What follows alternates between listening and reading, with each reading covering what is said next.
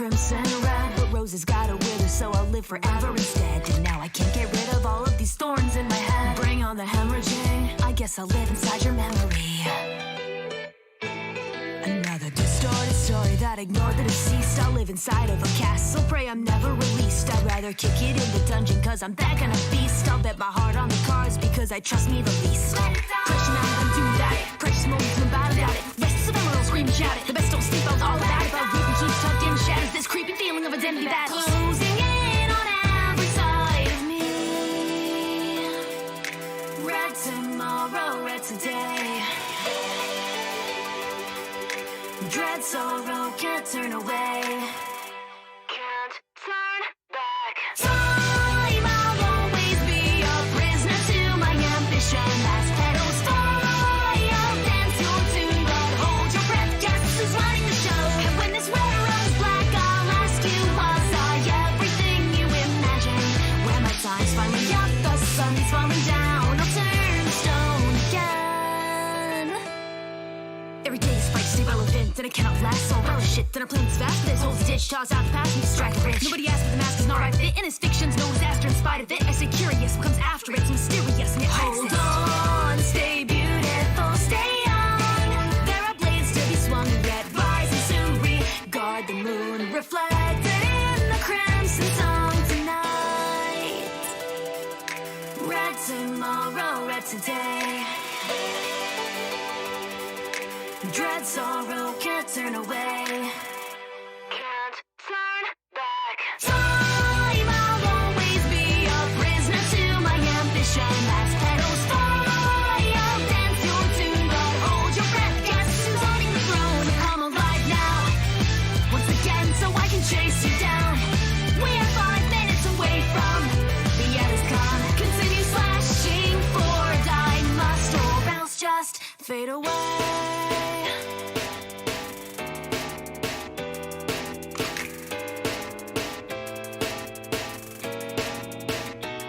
There's a drive, fight all of us, and never end, no rob us. Seek a way to down, it's all because yeah, thinking that reaping is all it was and is now. Gotta find a way out, escape how fate has a funny way of shaking the weak down. Am I gonna peak now? Future looking bleak, well, somehow incomplete after all. Can't turn back. Time, I'll always be a prisoner to my ambition. Last petals fall, I'll dance your tune, don't hold your breath for me. And when this weather runs black, I'll ask you, was I everything you imagined? When my time's finally up, the sun's falling down, I'll turn stone again. So come alive now, once again, so I can chase you down.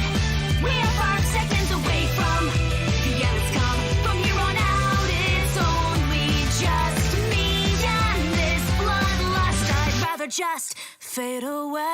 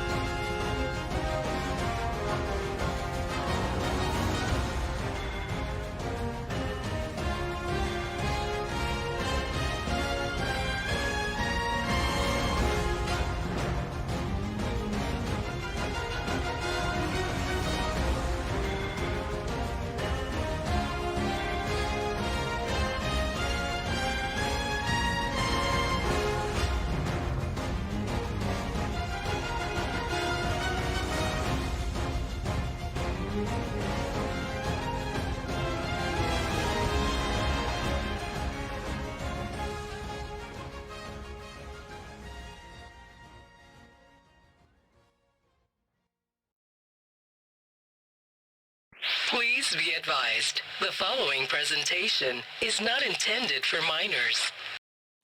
Good evening, everyone, and welcome to another Switchaboo Showcase. Yeah, pretty soon after the last one, wasn't it? So yeah, tonight we are going to be checking out the game I recently reviewed, like, last week, I think it was. Henchman story. Boy, gonna tell you right now, it is really weird, reviewing a visual novel. That is weird. that is a weird thing to do, because let's face it, visual novels aren't really games. They're interactive stories. That they are choose your own adventure books read with a controller. but yeah, regardless, I actually really enjoyed Henchman Story. If you want to know why, you have two options. You can either sit here for 3 hours and watch me play it a bit, or you could use the command review in chat, and that should send you to a link to my review on switchaboo.com. So yeah, you can either, sit here for 3 hours and watch me play it a bit, or, do that and spend the next 2 minutes reading. So yeah. Anyway, without further ado, let's jump straight into this, shall we? Ba-ba-ba. Yeah, I'll close Smash. Suck it off, troops! Show them how sexy! Damo, thank you so much for the host, dude. I appreciate that support, man.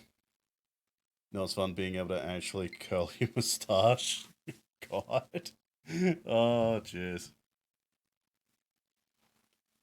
I see we have more and more support for me playing Final Fantasy X too. Oh no. Oh no. Oh yeah, shoutouts to Silken Sail Entertainment. Those guys are rad. They fucking shield my my review on their social medias and all that. So yeah, shout outs to them. Those guys are cool. Alright. New game. I'm cosplaying pro tags. Has your day been? My day's been alright. Yes! Oh, here we go. Yes! Best character in the game. For the invincible Lord Bedlam! So yeah, there's gonna be voice acting in this, so. Sisters, at long last, the first phase of my master plan is complete. Also, how's the audio, by the way? Because it's sounding kind of quiet in my headset. Now, gather the spoils of our conquest, so that we may return to our fortress post-haste. So you want all these pet supplies stacked in the truck? Yes, stack the pet supplies in the truck. Okay, just double checking because there is a lot of dog Lord here, Bedlam and for I'm not Smash, sure the dude. resale value is worth the back strain, you know? Hell yeah, Lord Bedlam for Smash. Oh, and do you care about organization? Like, should we sort it by animal or? Just load the boxes! If you please, valued comrade. Right. Sure. It's okay, it could be a tiny bit louder. Yeah, I thought so. Hold up. Do. So bump that up to about there. God damn it. Hey, Dave, can you help me with this? Oh, sure thing, buddy. Try lifting with your legs. I hear that helps. Dave's great. I meant help me lift the box, dude. Gonna finish off this math homework. Sorry, meth homework. Oh, gosh, no. I'm a squad supervisor. I'm supervising. But I believe in you, Stan. You can do it. Thanks. For a minute, I thought that was Nightbot saying, "Don't say meth." Oh, right, yeah, because I finally actually put in the command lurk into a thing, yeah. Great work on that box, buddy. Way to go. Let's see. Yeah, this better be worth it. Now, this had better be worth the effort. What are we even ripping this place off for anyway? Did they not honor one of Lord Bedlam's old coupons or something? We'd better not be eating this dog food. Baloney I can endure, but I'm not eating kibble for it. For what? Oh no, it's a Fellas, superhero. Doing some late night shopping for Fido, huh? That's cute. What kind of mud is it? Looking at the two of you, I'd guess something like a Yorkie, maybe a teacup poodle. But that's way too What much do you- food what for do you a mean dog by that that? You could carry around in your purse. Oh, he's a super Saint Bernard? So yeah, he's huge, massively big, eats a ton, shits are just, gargantuan. Are you a dog person? Let me guess. Frenchie? Corgi? Pitbull. But seriously, step away from the truck and keep your hands off Nah, the kid. Drago for Smash, This gotta puppy chow just heist flex is this in. over. You know what, I wouldn't be surprised if, like, the next time, like, a Smash game comes along, because, like, we know we're not going to get every character in it. It's like, I wouldn't be surprised if Drago manages to make it somehow. Oh gosh. Oh, this is going to ruin Lord Bedlam's whole plan. I've got to warn him. His plan? What about my plan? Hey, get back here! Thanks for your commitment to the team, buddy. You got this. Yeah, sure thing. Oh, really? Why don't you show me exactly what you've got, pal? Alright, one-on-one with a superhero. I know some magic tricks. Let's see. I do know a few magic tricks. Some are even good. Have you got any cards? No? That's okay. I can work with change too. Just no dimes. I've got fat fingers, so sometimes I drop those. Hey, what a coincidence! I know a magic trick too. Oh, really? You know, it's always great to meet a fellow enthusiast. A lot of people make fun of it, but it takes real talent. What trick do you know? It's called Stop Stalling and Surrender Already. Heard of it? Doesn't ring a bell. Well, it just may ring yours in a second. So what's it gonna be, Sunshine? Are you gonna come quietly or not? You know I'm not paid to take option A. Yeah, Well, oof. here goes nothing. Shit, my Luigi get up arrives tomorrow probably. Just need a saucer hat. Dude, sick. I'm gonna feint left but attack right. I'm gonna psych her out. You won't see this coming! That didn't work. Oof.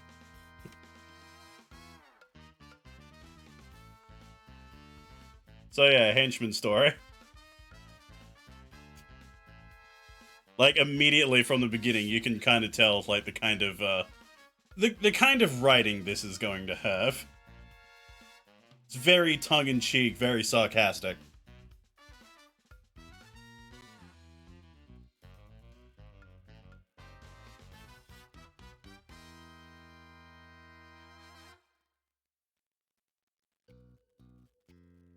Nowadays, everyone wants to be a superhero. You see them posing gallantly on your news feed, and you think, sure, they're cool, but I bet I could be that cool too. I'll just do some sit-ups, start drinking diet soda, add a little extra radiation in my coffee, done deal. The thing is, not to crush your dreams or anything, but most people really can't. Even if you catch that 1 in a million break and land some superpowers instead of cancer, it's a long shot at best. And if you're some powerless schlub like the rest of us, no chance. Do a billion sit-ups, change your diet, whatever one... Dyslexia, please, let me read, goddammit. It's weird-looking Digimon, shut up. Whatever. When a bug hits a windshield, it doesn't matter if the bug's been hitting the gym, it goes splat all the same. Trust me, I know better than anyone. This is me. No, not the big, muscly dude, that's Captain Commander. Also Captain Commodore. One of the captains. Anyway, see the guy flying off the page there, in the purple? That's me. My name is Stan, and I'm a henchman. Captain Whatever wasn't the first person to punch me in the face, and he probably won't be the last. At least this time I got a free six-pack out of the deal when the guy saw I made the cover of Hero Weekly. Hard to drink it with a broken jaw, but, you know, it's the thought that counts. That guy in the creepy-looking mask is my boss, Lord Bedlam. No one's really sure what he's the lord of exactly, but he's usually polite and he pays us, so we don't ask. Supervillains don't always socialize with their henchmen, but Lord Bedlam likes to every once in a while. Says that because we're a smaller operation, we have a family mentality. Not sure I'd go that far. Clearly the OPM universe, of course you'd know that shit. Being a small-time supervillain outfit means that we steal from pet supply warehouses, and that if some animal-themed boomerang breaks your elbow, you have to wash the blood out from your uniform yourself. Doesn't mean that my co-workers are my brothers and sisters. I don't care how many times Lord Bedlam says it. Mostly I think he just wants to show up for game night and pretend it's not weird. Doesn't help that the mask kinda gives him an unfair advantage at poker. Not that anyone's ever had the guts to bring it up. Honestly though, could be worse. You got food, 4 walls, salaries, and healthcare. I mean, not good healthcare, but you take what you can get when you get your ass kicked for a living. After spending a few years drowning in debt, a job like this seemed pretty damn appealing. You know, moral quandaries aside. Also the frequent pain. Like I said though, not every day ends in a superpowered beatdown. Most of the time my life is pretty normal. Well, from a certain perspective. Issue 1! Not Chapter 1, Issue 1. This is my room. It's a little cozy, but it's as nice as anything I had in college. Plus I get it all to myself. Lord Bedlam did some research, and I guess henchmen that live in private quarters perform 15% better than henchmen that live in a barracks. It's all about that psychological stuff.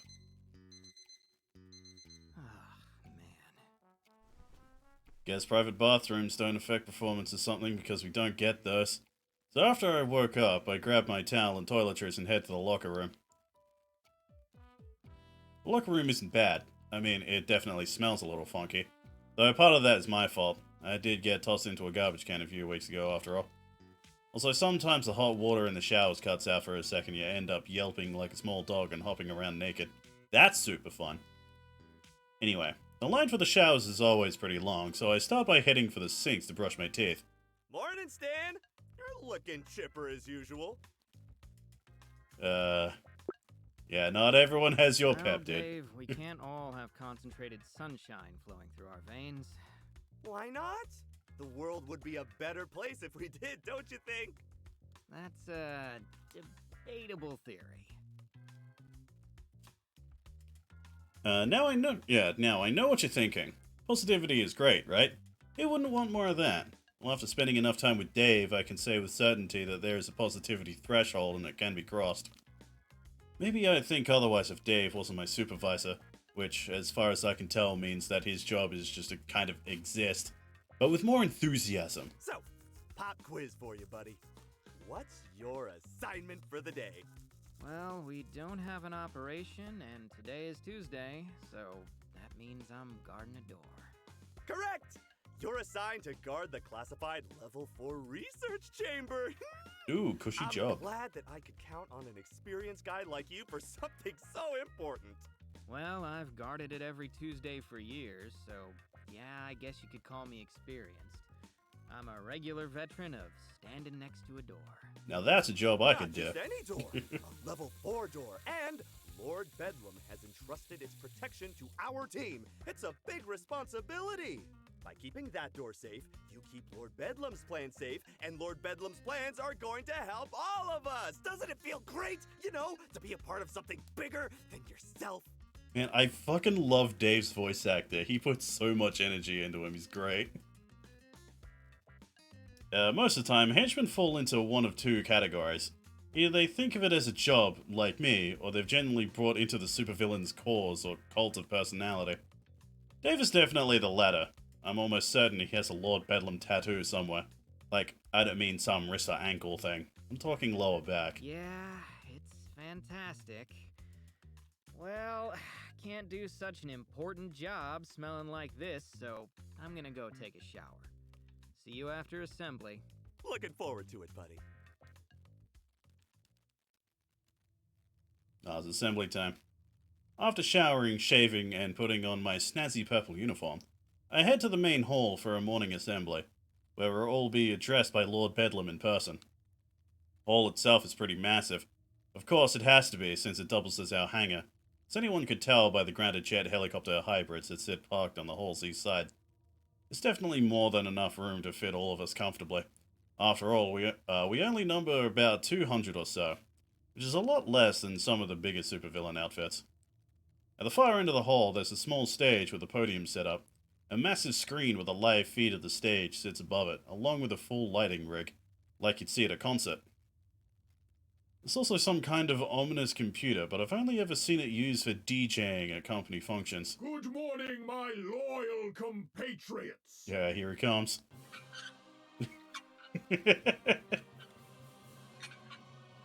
I love the small addition of just like the squeaking crank wheel. Mercifully, Lord Bedlam's arrival distracts me from memories of Dave dancing to folk synth fusion music at last year's Christmas party. Not that the supervillain's ascent from beneath the stage is any more graceful. Don't know why he insists on making an entrance like this. In a world with superpowers, the stage elevator just isn't that impressive. Maybe he just gets a kick out of it. Some of the guys eat it up. Oh yeah, you're the greatest, Lord Bedlam! That sound effect is glorious. I know, right? So good. Does he really react like that every morning, you ask? Yes. Yes, he does. Thank you, thank you. I love the enthusiasm. I love you, Lord Bedlam! All right, maybe just a little bit less enthusiasm. Teeny bit. Sorry, Lord Bedlam. Yes, well. Moving on. Today is a normal Tuesday, so you should all know your daily assignments. If you've somehow forgotten, consult the laminated schedule you received at the beginning of the quarter. Yeah, he seems so nice when he's, not on the job. If you lost your schedule, see Sam Leonhardt in HR and she'll make a new one for you. But the printing fee will come out of your paycheck, just so you know. I mean, they're laminated after all. That's not free. We do have some injury updates for you today. First, Like the good next line news. was It going looks to be like that. John Oh, Cass yeah. will walk again after that encounter with Muscle Master. I know we were all pulling for him. Good on him. The bad news, Mace apparently has no idea who he is following his 7th concussion at the hands of the Shrouded Avenger, so he will not be returning to work. His family has received a fruit basket. It's... Oh, yeah. He just has amnesia. He'll get a fruit basket. For some lighter fare, we do have a birthday today. Congratulations to the Bacon Bruiser, who joined us in June after that unfortunate waffle iron incident forced the Breakfast Bandit into retirement. There will be Some mini very light cupcakes clapping. in the East break room to celebrate. Please Oh, feel mini free to cupcakes, treat fuck yourself yeah. to one between shifts. And it looks like that wraps up our morning announcements. So let's go out there and work together to make this a great day. And remember, the secret cabals, juntas, and unfairly moderated LARPing message boards that manipulate our society must all be destroyed! They will pay for their crimes in blood! And when my master plan comes to fruition, we shall be the ones to exact the toll! Then we shall rip out the diseased heart of modern society and This replace monologue it with is a so newer, good. better heart of our own making! A heart that actually enforces the rules about period-appropriate clothing and has no limits on caps lock usage! Yes, this is why he's a villain. So says the invincible Lord Bedlam! Happy Tuesday, everyone. He's Go just get some idiot that, he's just some idiot that got really mad on the internet, so he decided to become a supervillain. I love him.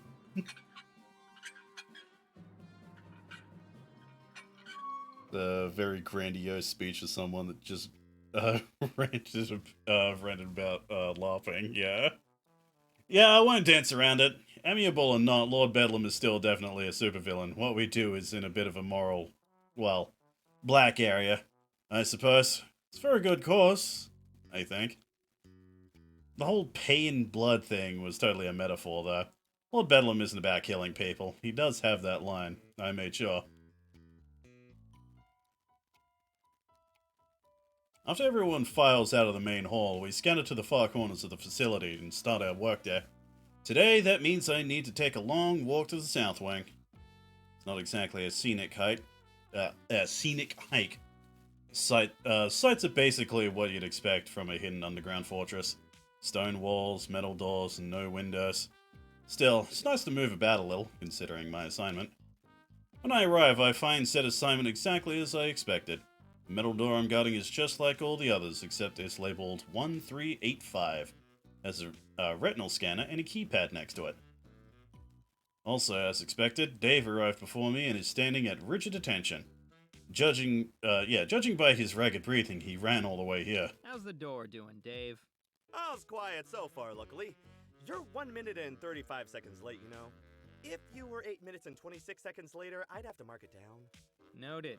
I'll remember to teleport next time. You can teleport?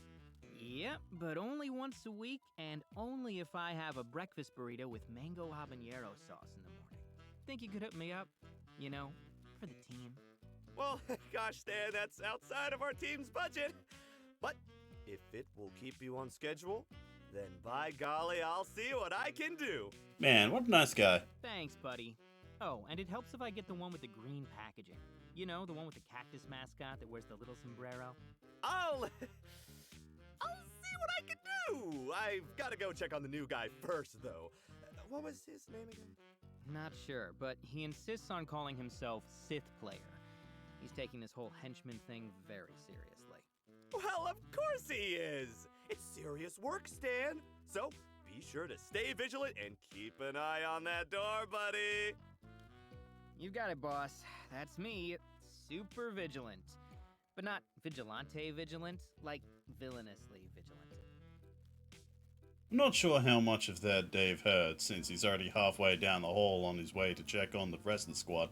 He gives me a thumbs up as he turns the corner, leaving me in door 1385 to ourselves. So my day of standing in an empty hallway begins. Seriously, on Tuesdays that's pretty much all I do. Since it's level 4 clearance, almost no one ever uses the door. Oh, guess I should explain. Level 4 clearance means that basically only Lord Bedlam or specifically approved henchmen have access. In this case, it's a handful of engineers and they rarely show up.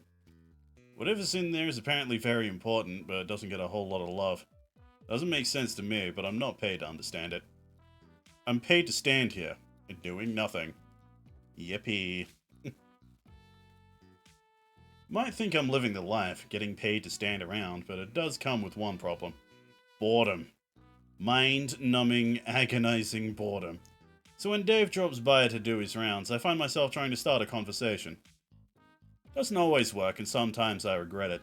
Still, I feel like if I don't at least try to make my brain function just a little, it'll shut down on me one day. Hey there, buddy. How's your day going? All your tasks on schedule? Hold on, let me check. Yep, door's still there.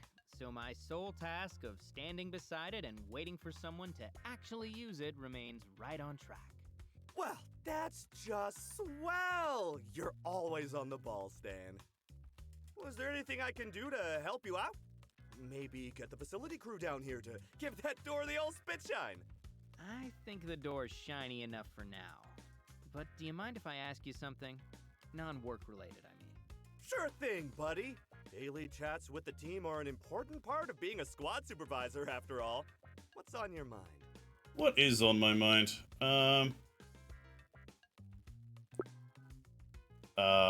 You excited for game night? I know it's a few days away, but are you excited for game night this Friday? You bet!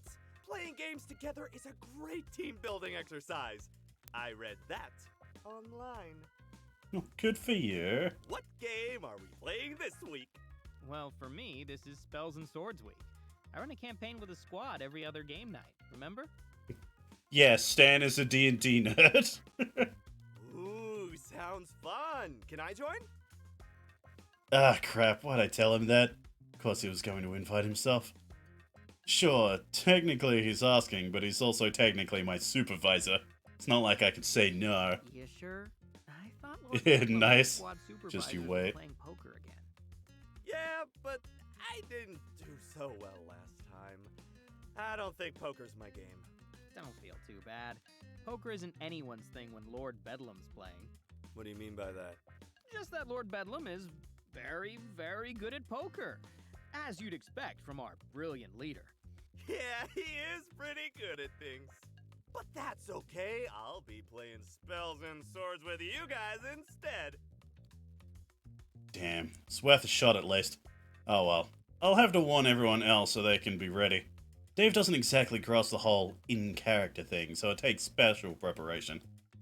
After the last session he played in, he ended up buying a gallon of chicken's blood to cure a curse that a witch had put on him, put on his half-elf bard. Still not sure if he was planning to drink it or bathe in it. What kind of character should I be this time? Oh, how about a squad supervisor? Is that a class?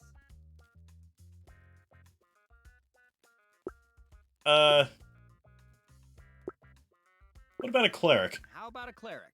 They're sort of like a supervisor. So they make sure everyone is on time and focusing on their work? No, I mean they help support everyone and keep them feeling good. Supervisors aren't supposed to do that?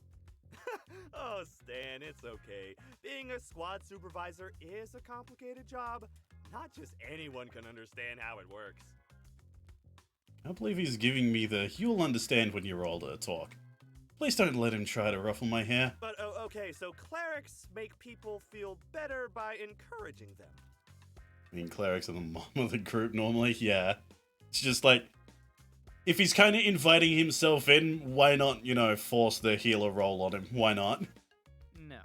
Well, you can do that too, but they're more like doctors. Magical doctors.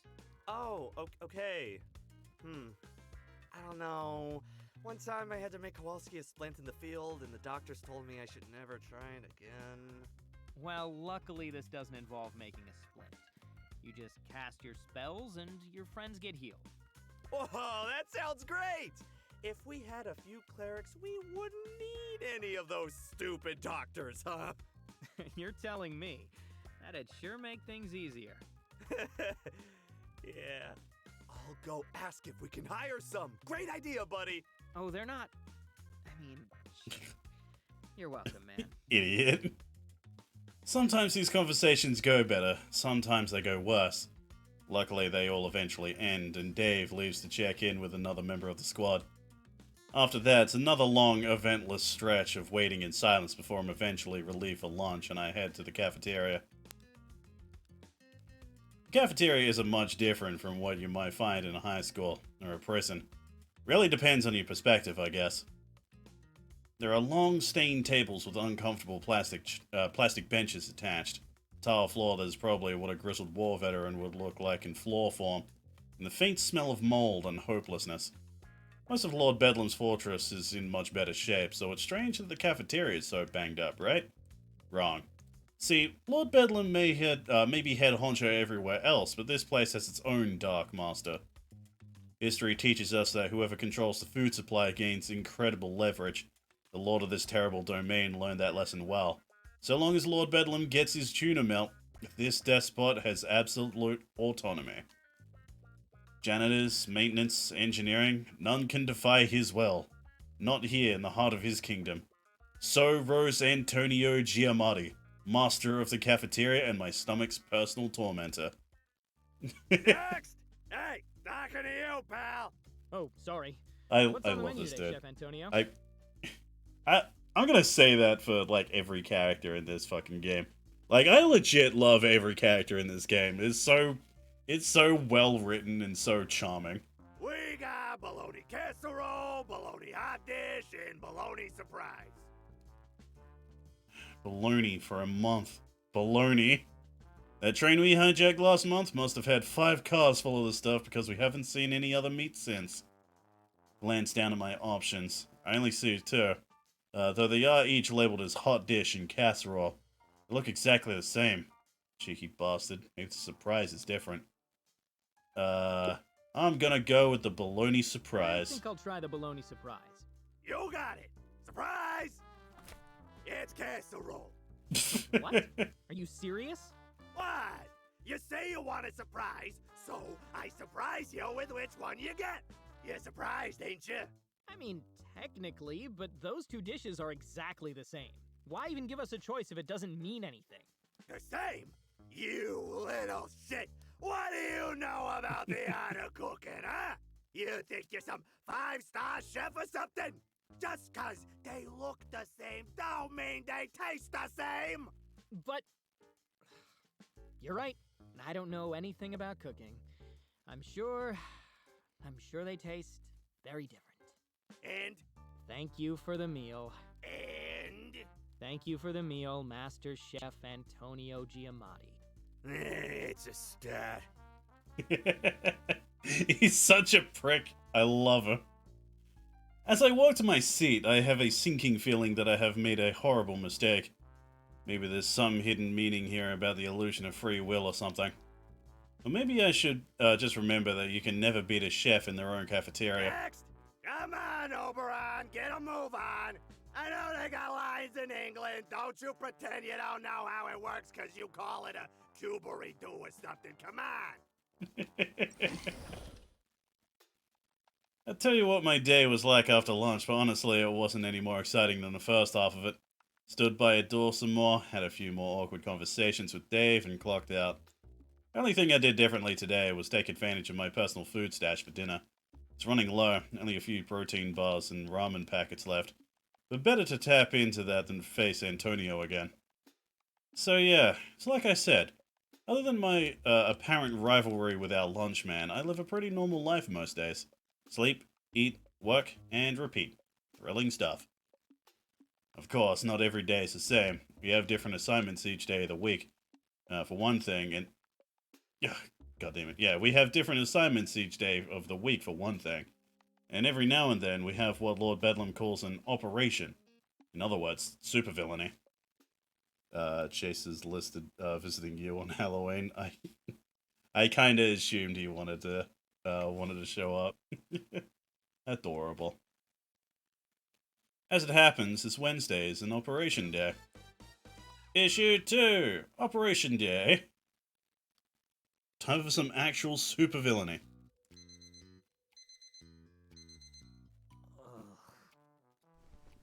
Operation days begin the same as any other day. I mean, they kinda have to. Can't do much when I'm asleep, and I don't want to smell like shit.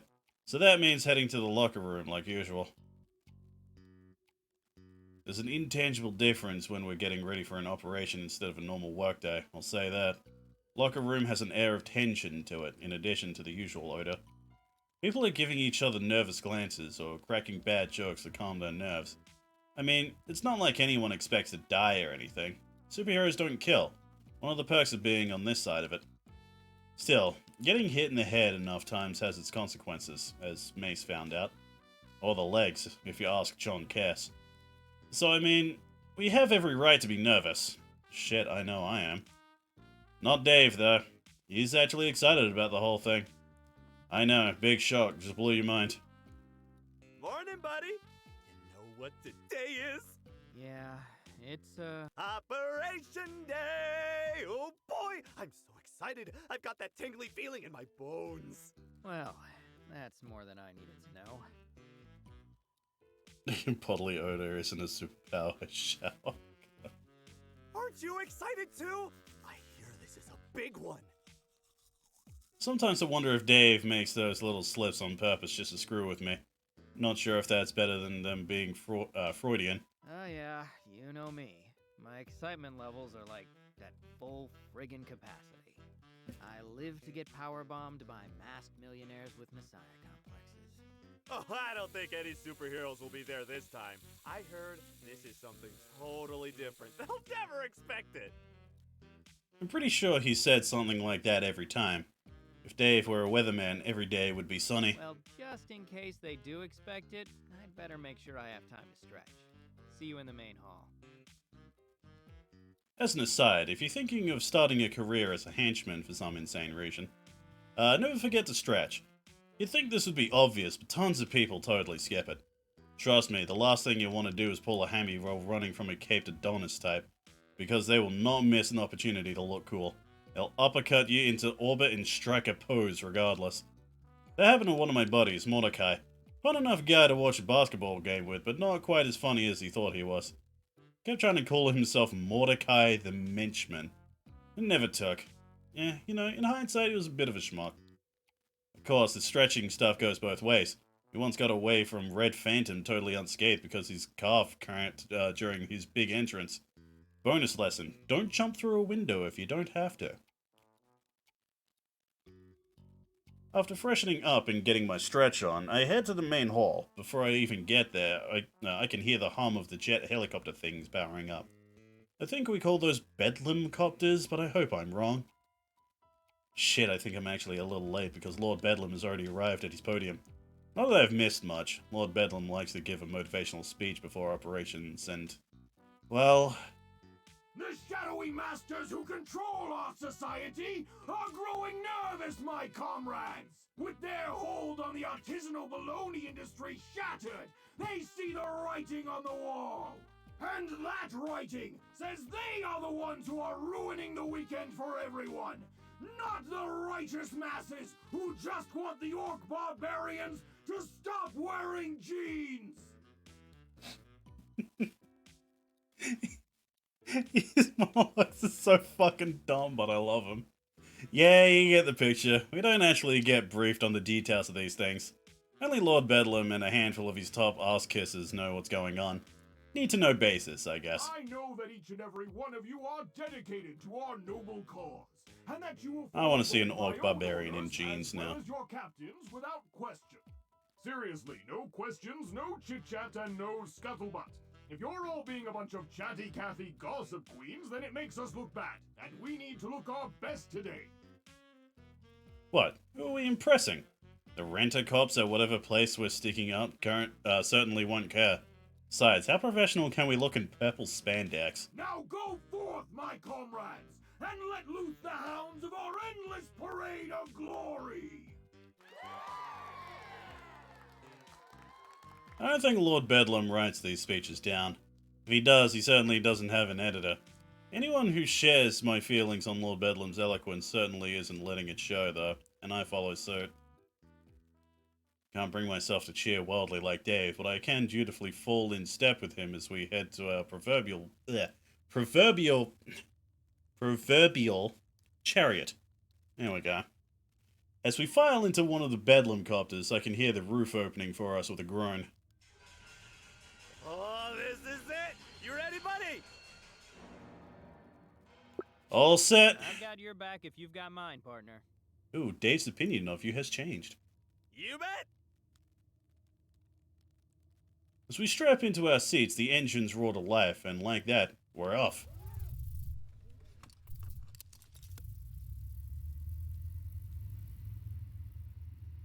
Wherever we're going, it's further away than usual. This flight is getting kinda long. I'm not the only one that realizes it either.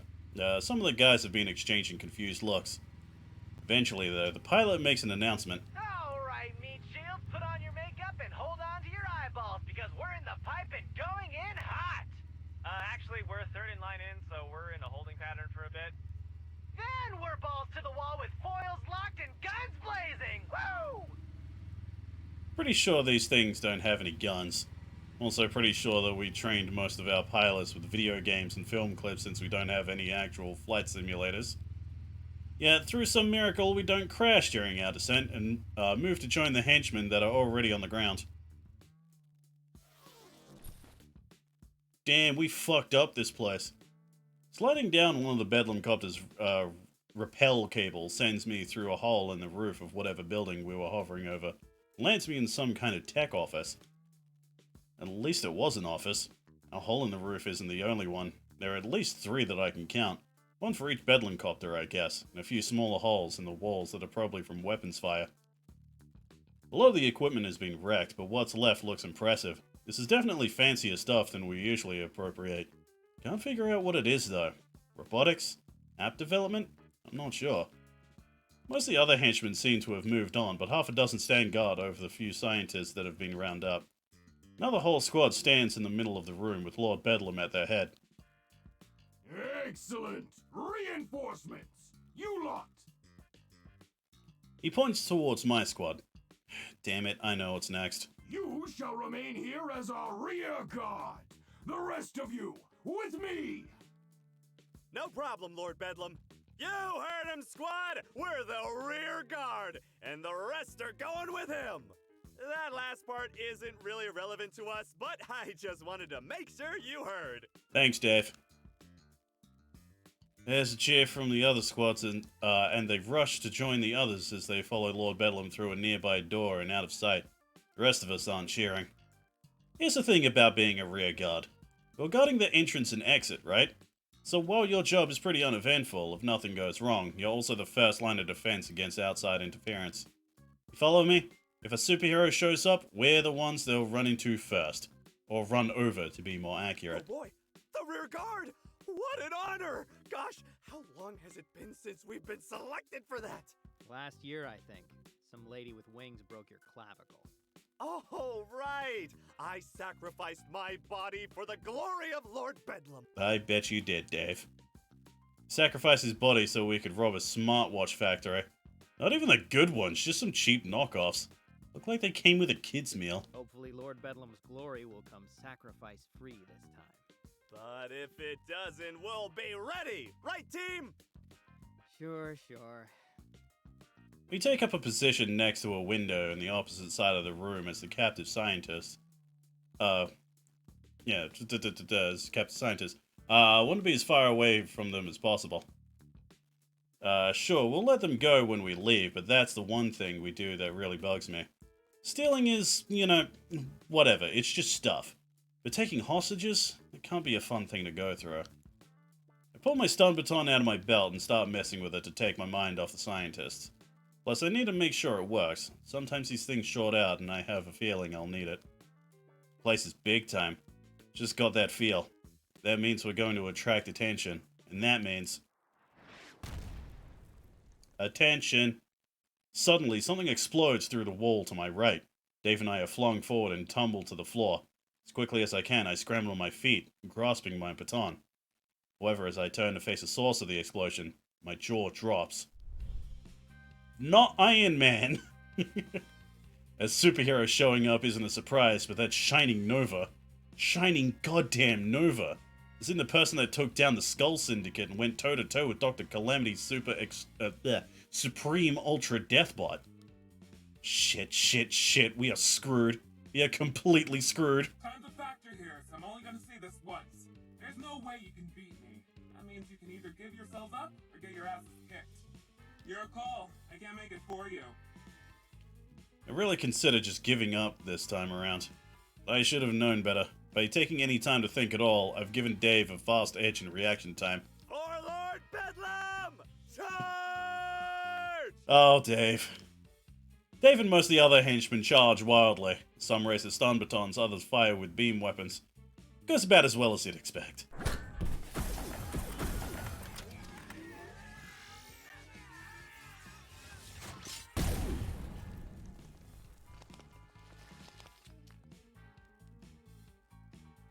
What henchmen that are left seem to be fleeing? The ones that are further away than me, at least. I'm maybe 5 meters from Shining Nova and he's staring right at me. Oh god, he's staring right at me. Hey.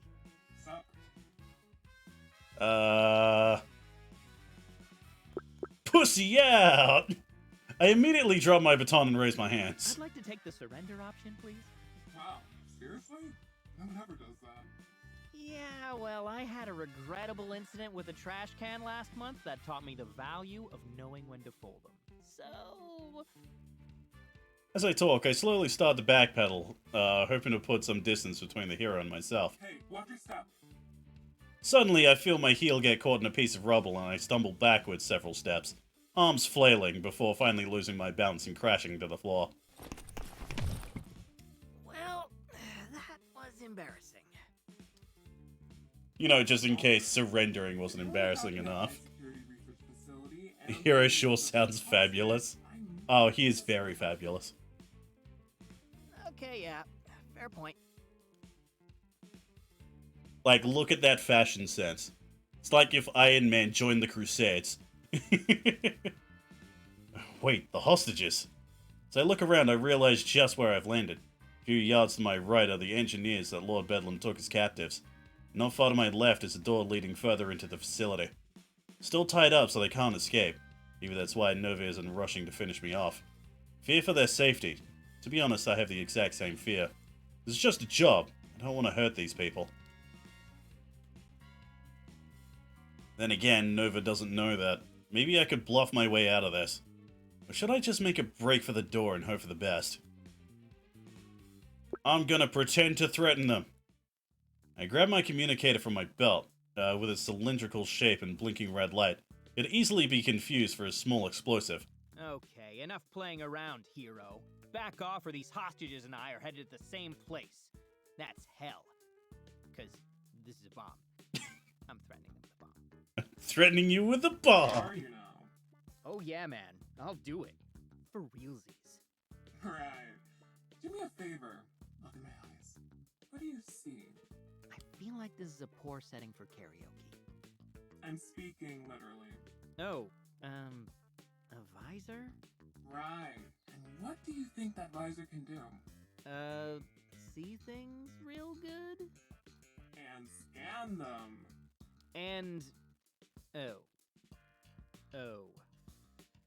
Oh, shit. Shit indeed. Yeah, that's not a bomb. No, it's not. Almost had you, though. Not even a little. Ah, just not my day, is it? Sure isn't. Okay, this is just a tranquilizer, so it won't hurt, but you're gonna feel pretty groggy when you come to. A hatch pops open on the side of Nova's wrist, revealing a small dart gun. Sweet dreams. Oof.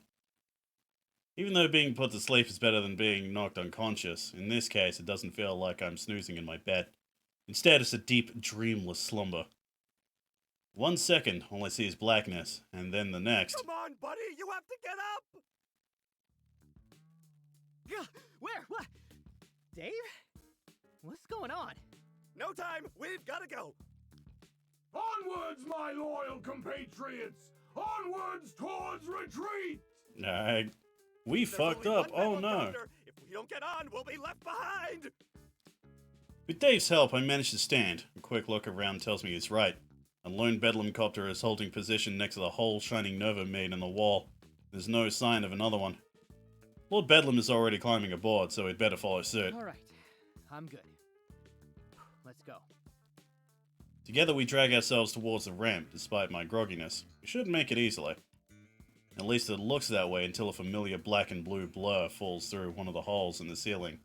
Takes one look at me and grins. Hey there, Hi. Sunshine. Gotta say, I didn't expect to see your raggedy-ass outfit here when I got the call. A data science facility's one hell of a step up from a pet store. But you're not too much of a big shot to leave without saying hi now, are ya? After all, we're old pals, ain't we? Sassy, aren't ya? Oh, you know me. I'm not big on long goodbyes. So awkward. Wait, you know her, Stan? But she's a superhero! Case in point. Dude, you were there, remember? Briefly, anyway. She dumped me into a trash can. Yeah, that was great. That picture of you was trending for hours. I was trending? Fuck. Would have been a great night for me. If you clowns hadn't ended up giving me the slip. Oh, so that means we're better than you. Cool. Yeah, we were pretty slippery, huh? Oh, what a night that was. Just a peach of a time, wasn't it, Dave? Oh, yeah, I guess. I didn't know you cried so much when you had fun, Stan. I'm easily moved, Dave. You know. Thanks. Thanks, Dave. Well, getting to be about that time. Better Gonna hit hit the old dusty trail. Nice seeing you again. Don't be a stranger. Don't think so. This time, I'm making sure you're out cold. And then I'm grounding that ugly ride of yours. Now come on, Sunshine. Let's kick this party up a notch. Miss Dynamo is maybe 10 meters away, but I know that distance won't mean much to someone with that kind of strength and speed. Even if I wasn't still hungover from Shining Nova's tranquilizer, my odds of getting out of the way aren't good. Dynamo knows it too. She takes her time sizing me up and settling into her stance. Dave doesn't consider the odds, or maybe his zeal for Lord Bedlam has just made him more reckless. Whatever the cause, he's pulled out his baton and is prepared to go down swinging. Missing, mind you, but still swinging. It's almost admirable, but in my experience you don't heal hairline fractures with admiration, so I'm not about to follow suit. As Dynamo's muscles coil, I reach for my baton and desperately try to think of an angle. This is going to be even worse than the trash can incident if I can't. If I can't right now. I'm as dangerous as a pillow covered in bubble wrap. I don't get much of a chance. As soon as I brandish my weapon, Miss Dynamo bursts forward. I guess she figured giving me the first strike last time was charity enough. I wince, bracing for the pain. But it never comes.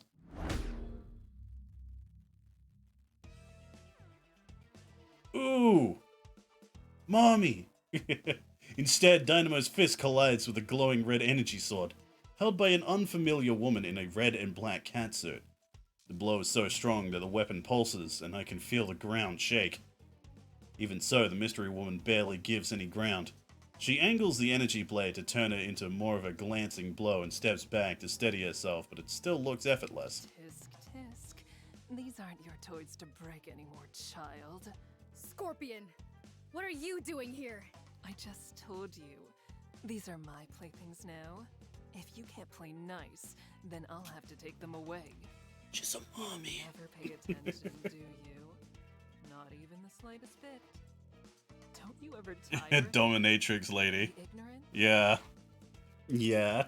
Shut up! You know, that every kind of superhero thing always has to have, like, an evil dominatrix lady. Ms. Dynamo violently breaks the deadlock and leaps back. The woman in the catsuit, Scorpion, does the same, but somehow more gracefully. Holy shit, where'd she even come from? She was so fast I barely saw it. Since when did we have a ringer? I stared dumbfounded, momentarily forgetting about escaping. It's not often you see something like this when you work for a guy like Lord Bedlam. A victory for us usually means a distraction or an escape. This Scorpion lady's going toe-to-toe with a powerhouse like Miss Dynamo. God help me, it seems like she could actually win. Temper, temper, child. What is that emote? Alright. Stop calling me that! But you are. Listen to yourself. If you're not careful, you'll have another tantrum. And then who will have to clean up your mess this time? Oh, it won't be you. Don't worry. Nah, you're gonna be the mess. What's left of you, anyway. Promises, promises. Always promises with you. Never once delivered.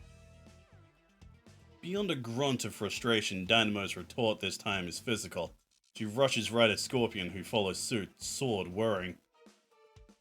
Looks like that first move was no fluke. Dynamo's dishing out most of the offense.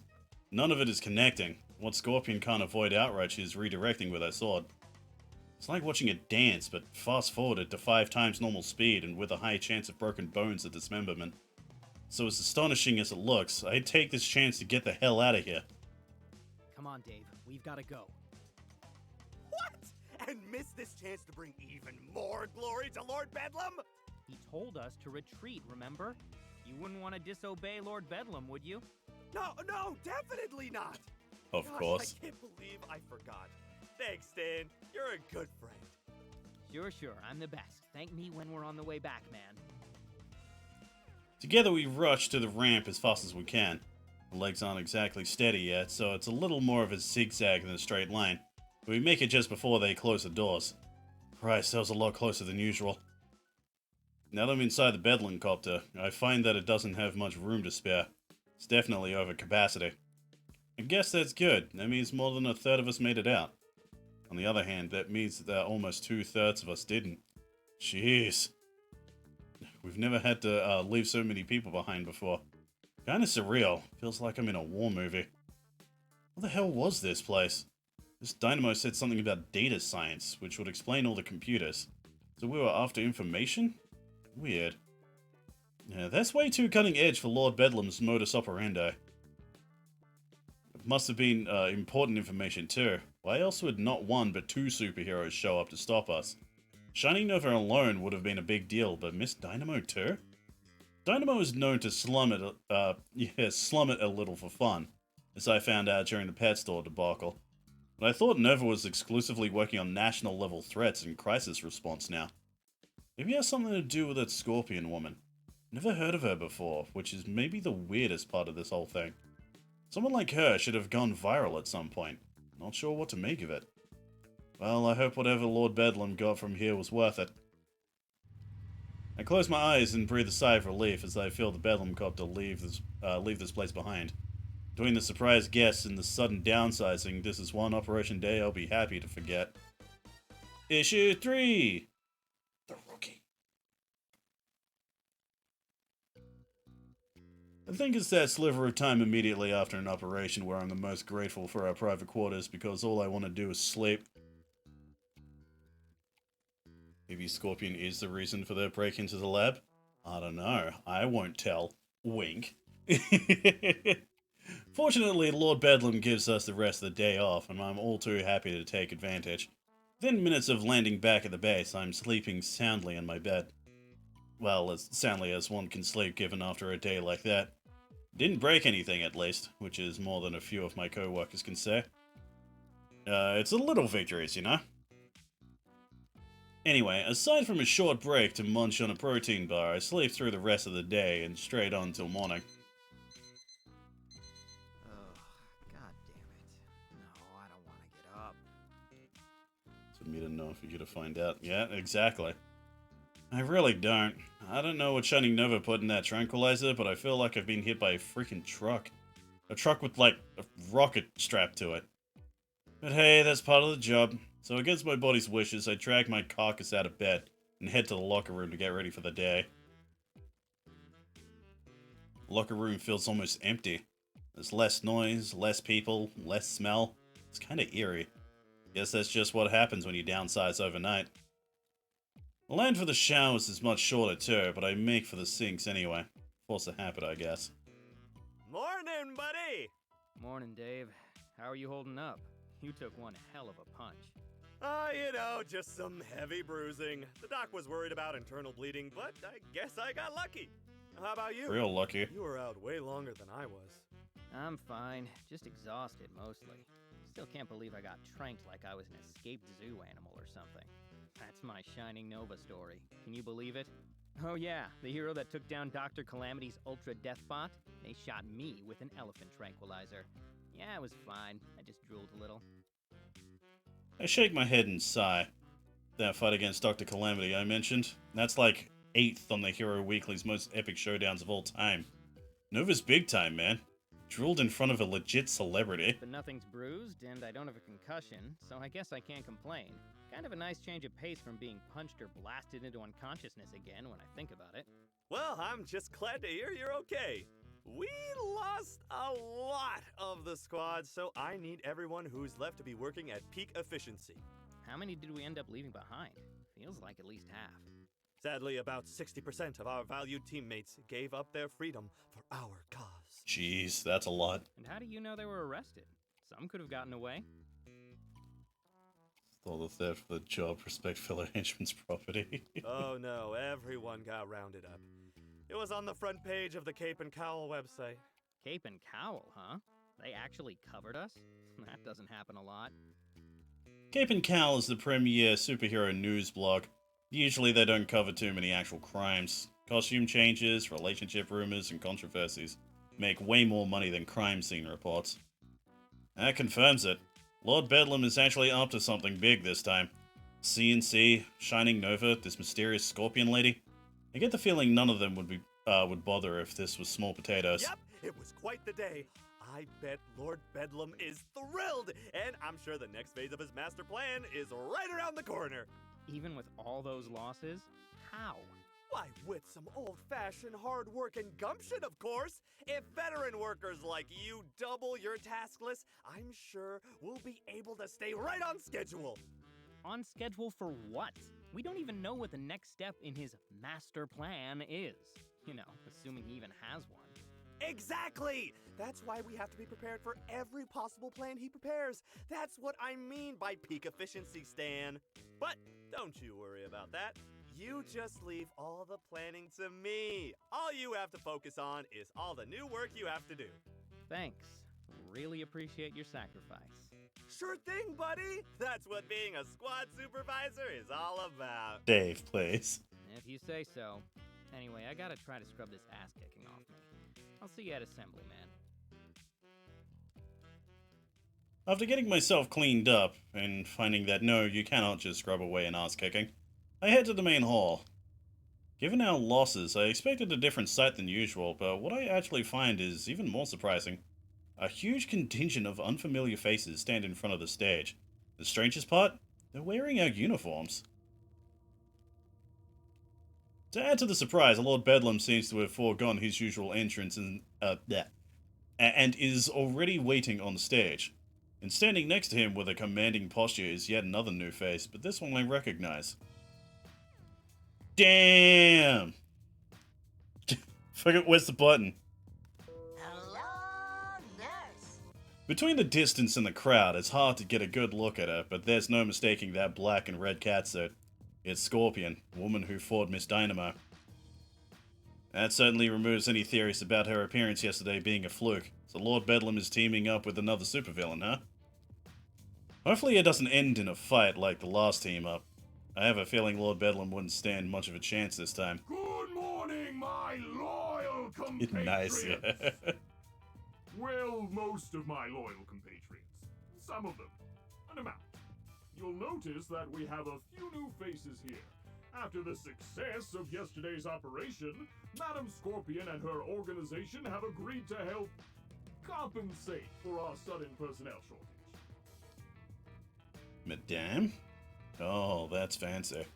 Still haven't heard of her, though. Which is even stranger in light of her ability to recruit a small army overnight. But I'll let her explain the details for herself. So let's all give a Also, I love how Lord Bedlam is a goddamn fucking manlet. He's straight up shorter than Scorpion. Our unending Ferris wheel of triumph! Madam, take it away. Thank you. Today, your organization is making an important step forward. Today, you've joined a select group of the most elite supervillain organizations at the cutting edge of our industry. Her fucking voice, man. I'm gonna nuts! Normally, a day like yesterday would have been devastating for a small team like yours. How could you hope to replace so much manpower so quickly? In the past, it would be impossible. But today you can. Because today, the Scorpion Group is proud to welcome you to the closed beta of our newest project, Henchman, the world's first gig-based henchman contracting platform. Is that really the best name you could have come up with that? Before you are the results, a contingent of micro-earners ready to participate in our shared villainous economy. They have the freedom to choose when to hench and who to hench for. And today, they've chosen to hench with you. So, think of it like, you know, Uber. But instead of driving you to places, it's, you know, working for supervillains. VA work is really oppressive, especially for an indie title. Oh, yeah. You see, with Henchman, Like, an personally, I organization think the yours only offers VA that's small, kind of lacking a bit limited is Miss precision Dynamo's VA. operations, but temporarily Like, it feels like it's the first time that they've actually, like, voiced, you know, big, strong, muscle woman. Like, they're trying. It's still way better than a lot of other visual novels that I've played. But, like, still feels like she feels lacking in comparison to everyone else. You can have it all. And let's be honest, that's why we're all in this business, isn't it? So thank you for the welcome. And in turn, I welcome you to the future. The future of your organization. The future of supervillainy. The future of the world itself. And you will be taking an active role. in It's that way future. better than the Thanks Squid to the Game data you dub. retrieved yesterday, we at the Scorpion Group are nearly ready to take Henchman to the next I level. love Lyle's And tweet we're about that. ready It's to so do good. It's like, oh, watching the Squid Game dub is like this, and it has that one scene from Kung Pao Enter the Fist, where he, like, just grabs that woman, just, like, starts screaming at her, and then the dub's like, I implore you to reconsider. So, in the coming weeks, I will be staying on site to help manage your operations. Yeah, she's the blue Oni to As red, part of that, Bedlam's you red will Oni. receive new Yeah. equipment, your facilities will be inspected, and your individual performances will be reviewed. Performance reviews? Uh, I look forward to getting to know each and every one of you. I gotta press it again. Hello, nurse. Because goddamn. Ah, great. Performance reviews. So wait, we're going to be using some fancy new henchman hiring app now? Doesn't sound like Lord Bedlam. And again, how well do I really know him? Maybe buddying up to this big-time cutting-edge supervillain is what he always wanted. Well, whatever the case, it doesn't affect me.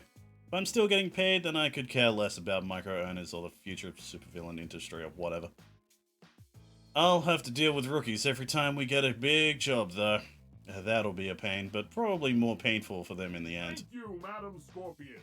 Now, while all our recruits are fully henchman certified, this is their first day here, so that means that for today, you'll all be in charge of their orientation.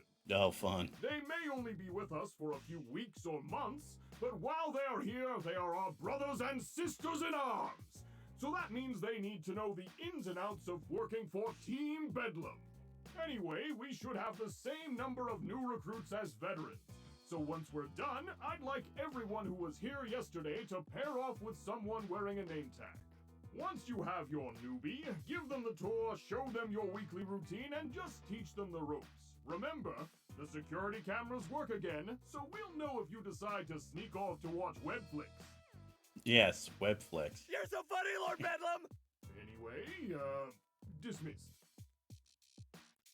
As Lord Bedlam steps away from the podium, the two groups of henchmen start towards each other. And remember, the nefarious tribunal that controls our society must be exterminated. Remain ever vigilant against its subliminal advertising and unfunny meme generation algorithms.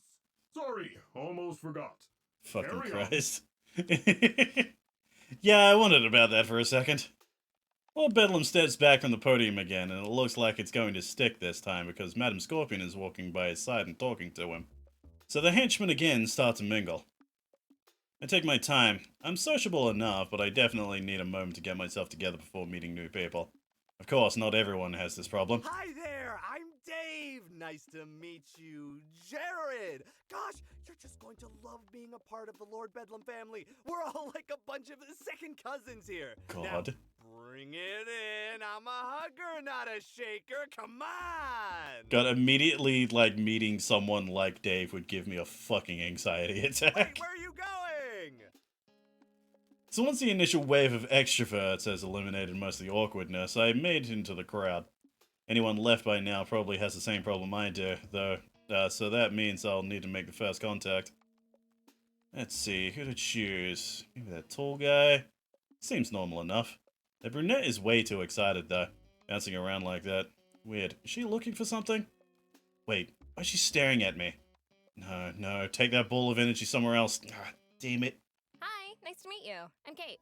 And why does your name tag say Beatrice? Oh shit, it does? No, it definitely says Kate. Oh, oh, you were making a joke about? She's cute, yeah. Oh, I already know your name. Kate's pretty cute. Because it says on your name tag. Right. I guess it's a little So, silly to tell you that, huh? Going back to this game's voice acting talents, Kate here is voiced by, I do not remember her name because I remember it being something I cannot pronounce. I apologize if she ever watches this. But she is the voice of Nessa, you know, the water Pokemon, the water gym leader from Pokemon Sword and Shield. That's pretty fucking cool. Nah, you're just being polite. I'm Stan, by the way. Guess that makes me kind of. I don't know if it's like specifically the anime or like the YouTube shorts that they did, but like, yeah, that's literally the first thing that you see when you go to her like Twitter page. It's like voice of Nessa. It's like, all right, cool. So actually, I just hate telling people my name. Their reaction is always something like, Wow, Stan. I'm not sure I've ever met one. You mean ever met one under 60? No. I mean, Hey, I admit it. It's an old man name. The only benefit is that if you're ever cool enough, you get to be Stan the Man. so are you cool enough? Well, I'm wearing this goofy purple uniform, so no, definitely not. Okay, Stan, who isn't the man. Up for giving me the tour? Sure thing. I hope you like stone walls and fluorescent lighting, because you're gonna be seeing them all day. alright, she's not so bad. Guess she was just a little jittery at first. Let's see, where to start? Let's go to the research Let's get the wing. exciting part out of the way. I'll show you the research wing. Come on. Right behind you. There's not much to see on the way to the research wing, aside from the other pairs of seasoned henchmen and new recruits passing each other in the halls. Now, you don't build a secret mountain lair because it's pretty to look at. Well, maybe you do if your supervillain shtick is evil interior design or something. Then your secret lair can look fabulous. I believe that's it, yeah. I believe that's her name. Just looking at that, it's like, yeah, there's no way I can pronounce that. Kate doesn't say much on our way there. She's too busy gawking at, well, everything. Can't really understand why. Our hallways aren't that fascinating. And again, I know every inch of these hallways after being here so long, so I've probably forgotten what it's like to be a wide-eyed newbie here. Eventually, I come to a halt in the middle of the hall. Kate follows suit. Why did we stop? Because this is it. Behold, the crown jewel of Lord Bedlam's fortress, the research wing. Are you sure? It doesn't really seem like a jewel or a crown. Well, Lord Bedlam did put up majestic golden emblems of his face around the entire base, so it's kind of like a crown, don't you think? Oh, no, that's definitely tungsten, not gold. It has a similar density, so it can be hard to tell, but I've seen a lot of fakes.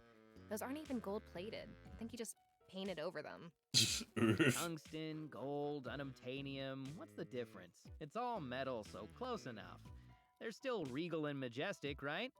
There are 94 different basic types of metal on the periodic table, so I wouldn't say close enough, no. But you're clearly more of a poet than a scientist.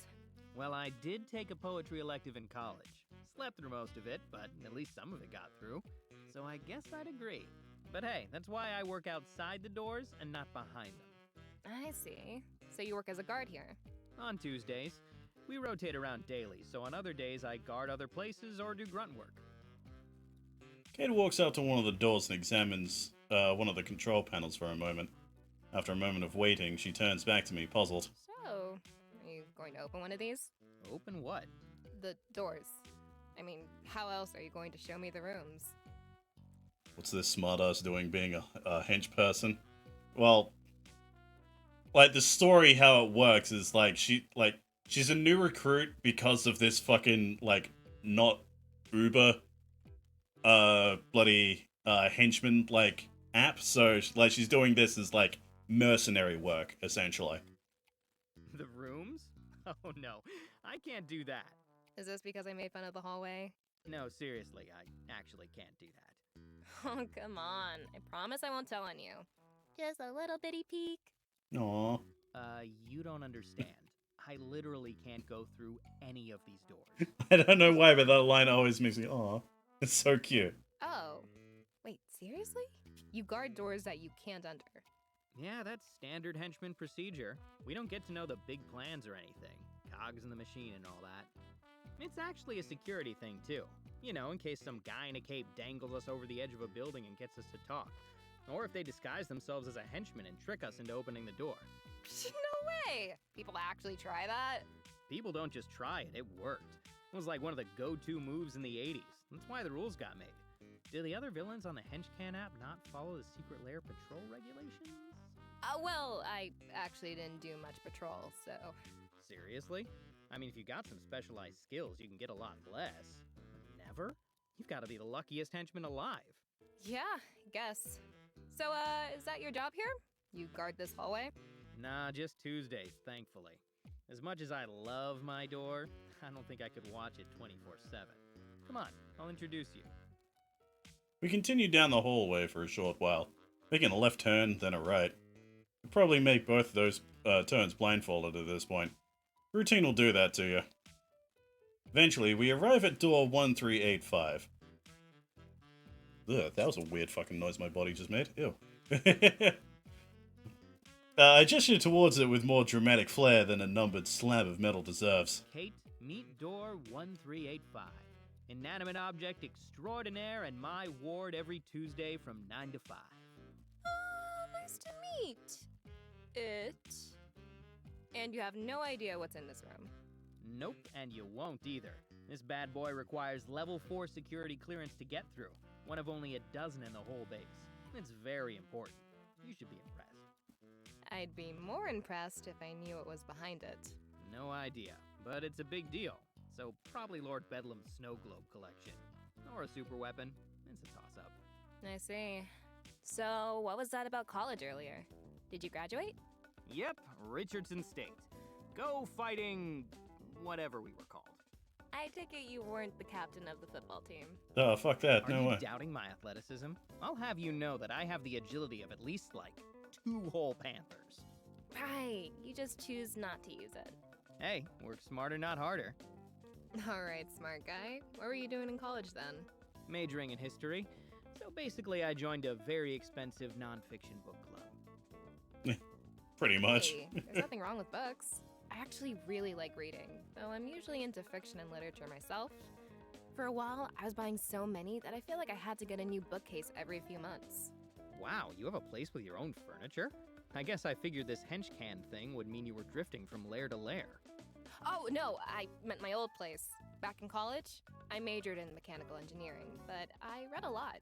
I even tried to write a little on my own. Really? You wrote stories? Did you finish any? Well, yes, but... Shit. I didn't mean to tell you that. Uh-oh, someone's a little embarrassed about their Professor Anomaly fan fiction. First of all, there's nothing wrong with fanfic. Can we talk about something else? Of course. Oh man, she's genuinely embarrassed by this. Look at those rosy cheeks. Should probably stop teasing her, but I've got such an arsenal to unleash on this fanfiction angle. Let's be a dick and pry. Suddenly, a green telephone booth appears before her in a flash of lightning, and a handsome, scarf-wearing British man steps out of it. He places a hand on her shoulder and says, "You're the real professor now, Kate." First of all, only the 5th Professor Anomaly ever wears a scarf, and other people can't become the professor. He just has lots of forms, okay? Doctor Who. Also, I'd never put a self-insert character into... damn it. Oh my god, I was just joking, but now? This is... Which Oh, Professor Jesus Anomaly was your Christ. favorite? Clearly not the 5th. Maybe the 8th? No, you strike me as an 11th professor, gal. Look, I was young. I just wanted to write, so... And I told you I never put myself in the story. But then who would make out with Professor Anomaly in Chapter 7? Kate, you're not thinking this through. Okay, I wrote Professor Anomaly fanfiction when I was 15. I admit it, but I did not put myself in the story, and it was not smut. Oh, but that's the best writing, though. Be a really good D&D player because engineers come up with the most ridiculous shit. Hey, it's cool. I believe you. Trust Boy. me, I play spells and swords, and that's basically fan fiction, except you're making up the story with your friends. Thanks for spoiling it for me, Stan. And sometimes the story changes because Jason rolls a 2 and dies to a rat, or Gavin's mom decides S&S is the work of Satan and he has to quit. So when it comes to embarrassing hobbies, we're pretty much equals. I guess so. Thanks. Sort of. You don't sound too embarrassed, though. Or is talking about SNS your go-to move with all the girls? Oh no, I've pretty much accepted my lot in life as a social outcast. I mean, I work as a henchman for a supervillain. My place at the bottom of the totem pole is secure. At least you can make fun of yourself, too. Though, I gotta say, you're not a great salesman. You're not gonna tell this eager new recruit how wonderful this job is? Nah, that would just set you up for crushing disappointment. I'll make fun of your fan fiction, but that's too cruel. Alright, I should probably get on with the tour now, though. Kinda lost track of time. To the cafeteria! Cafeteria next. Sure. I'm actually kind of hungry. I take my time guiding Kate to the cafeteria, giving her a chance to figure out a little bit of the layout. The place is pretty labyrinthine.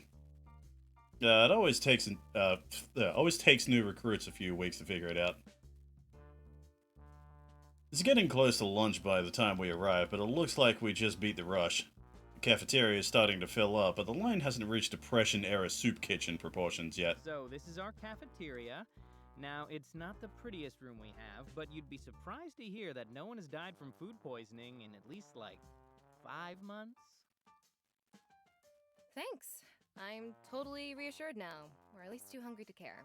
Well, you know what they say, hunger is the best antibiotic. Spice. Hunger is the best spice. Maybe where you come from, but not around here. Mostly because our actual antibiotics are those weird off-brand things that might just be sugar pills. Oh, fun. So leave the local lingo to me, all right, Rook? I'm your senior after all. Fine. You have your lingo, and I'll take your dessert. Oof, okay, fine. Feel free to partake in our rich henchman culture. Just leave my dessert out of it. It's too pure and innocent for your twisted schemes. I'm so preoccupied with our conversation and the fate of my dessert, I forget what awaits me at the front of the line, at least until a certain sandpapery voice abruptly assaults my eardrums. Well, look who it is! Yep. Surprise. That's right, mister. I'm not surprised by your surprise. I only, before doing this, I've done 2 full playthroughs of this. Only now have I just realized, what that poster in the background says. Tap water. It saves money. No, like I said, I was really surprised. Just...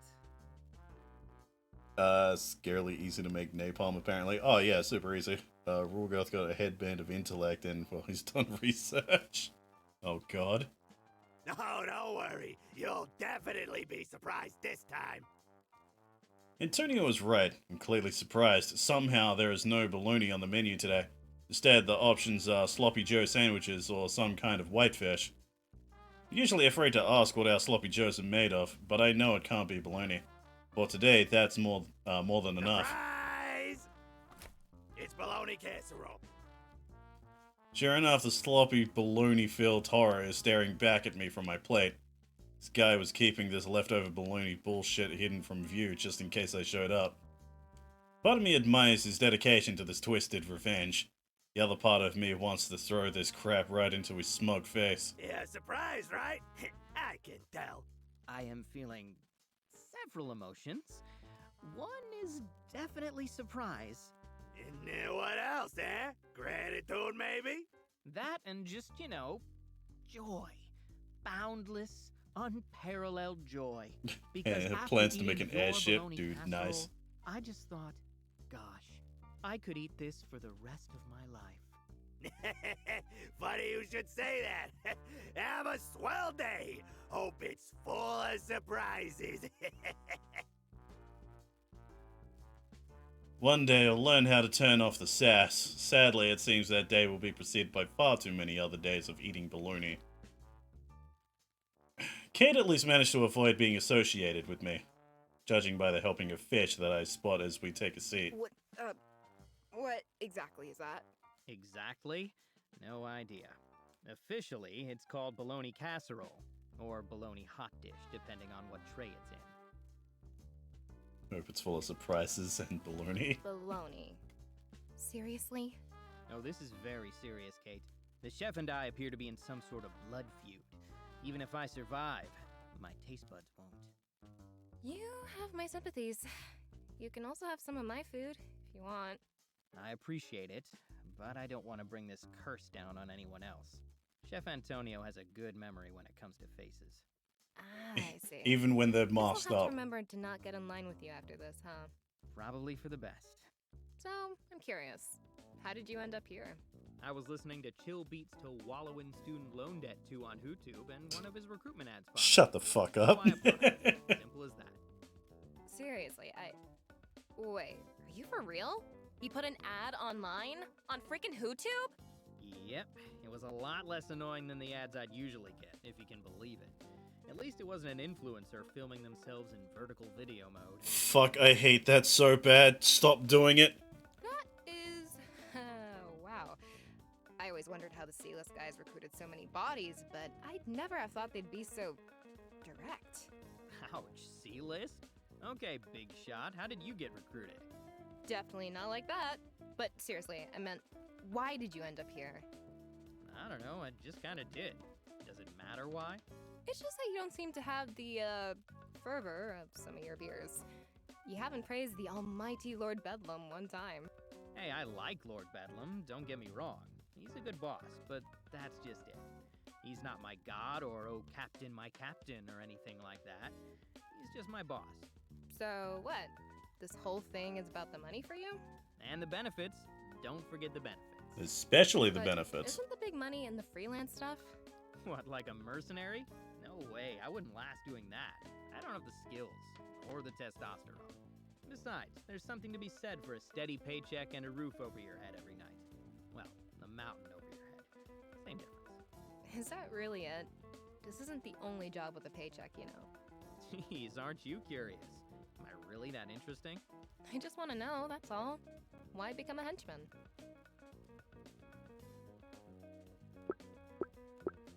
I don't like standing out. I don't know, it just suits me. Being a henchman is a team thing. You're one of 20 or... That's a little on the 100 nose for guys me, working specifically. together. I like that. You become a face in the crowd. No one pays you too much attention. There's no pressure to be special or whatever. So you're saying that you just like blending in? Kind of, yeah. That and I've known a lot of overachievers. People with ambition. They never seem to be happy. That can't be universally true. Probably not. That's just my experience. But whatever drive those people have, I don't have it. Even if I had their talent, it just doesn't seem worth it. So you're telling me that you've never tried to excel at anything? Not once? No, not at all. Fuck that. If you try, trying is the first step towards failure. Nah, not my style. Not anything too useful anyway. I guess that explains your degree. Hey now, I'm sure there are plenty of ambitious history majors out there. Just like hunting for biographies to write essays on. Just not you? Damn right. Look, the point is, being exceptional is an exceptional pain in the ass, and I don't want to deal with it. I'm okay being average. If you want to last as a henchman, you need that kind of attitude. The nail that sticks up Gets hammered down. and probably lectured for hours about the secret global conspiracy that we're supposedly battling against. Trust me, Kate, you don't want that. Wait, how long have we been standing here? Jeez, this girl really has a way of getting me chatting.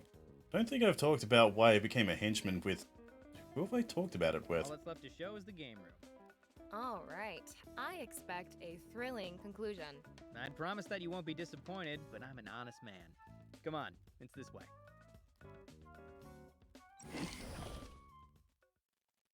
Now, the game room's location isn't exactly intuitive. It's not near any of the other break rooms or gathering places. Not even the living quarters. Instead, it's in a nondescript hallway tucked between some storage rooms. In fact, we're fairly certain this was... Brain, let me read, goddammit. Oh, goddamn. I gotta stop eating just before streaming. I really gotta stop doing that. In fact, we're fairly certain that's what Lord Bedlam intended to use it for. Because when we discovered it, there were some steel shells and empty crates inside. After a bit of cleanup, voila, we had ourselves a game room. It's not exactly one of those hipster gaming bars, though it does have a couple hi, Nathan's online. It does have a couple, mostly functional arcade machines, but it works for us. And as a bonus, there's an emergency exit behind one of the arcade machines. There's a few of those scattered around the lair in case of a power outage, but it's nice to have a secret one up our sleeves. So this is the game room, huh? Yep, our pride and joy. There's a couple of game consoles hooked up to that TV over in that corner, a snack machine over there, and the crown jewel in the middle, the big damn table. So, I take it from all the dice around here that you guys use it for SNS? I guess Gavin's mom didn't scare you off of it with all the Satan talk. Honestly, that only made me think it was cooler. As a general rule, if Gavin's mom thought it was satanic, then it was usually awesome. Sure. But yeah, me and some of the guys from my squad have sessions in here every other week. Why do you think I don't Pokemon play did so myself. well? Oh no, I'm a much bigger nerd than that. I actually run the thing. Admit it, you're impressed. Oh yeah, I'm dazzled. Starstruck even. So, is that why you brought me here last? You're planning to soften me up, then wow me with your tales of SNS so that I join your next campaign? You found me out. The guys just really need a good tank and we can't find anyone.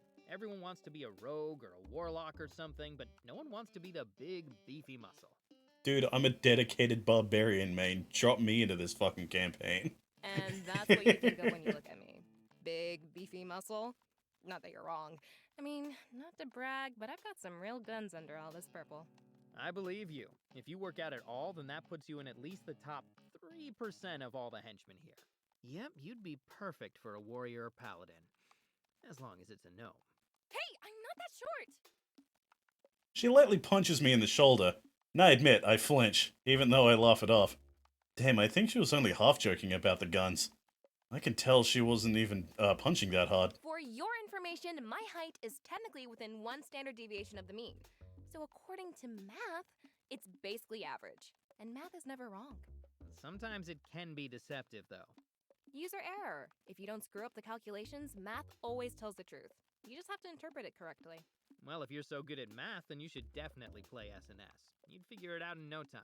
Will you promise not to make any more stupid jokes about my extremely average height? Promise, promise. I swear on math itself. None, I'll consider it, but no promises. Gnome. Get out of here with that nonsense. Alright, so we got ourselves a cleric. Now what are you going to be? I was... Nope. You've had all day to ask questions. It's my turn now. What? Since when did this tour come with a rulebook? Since I made it up, basically.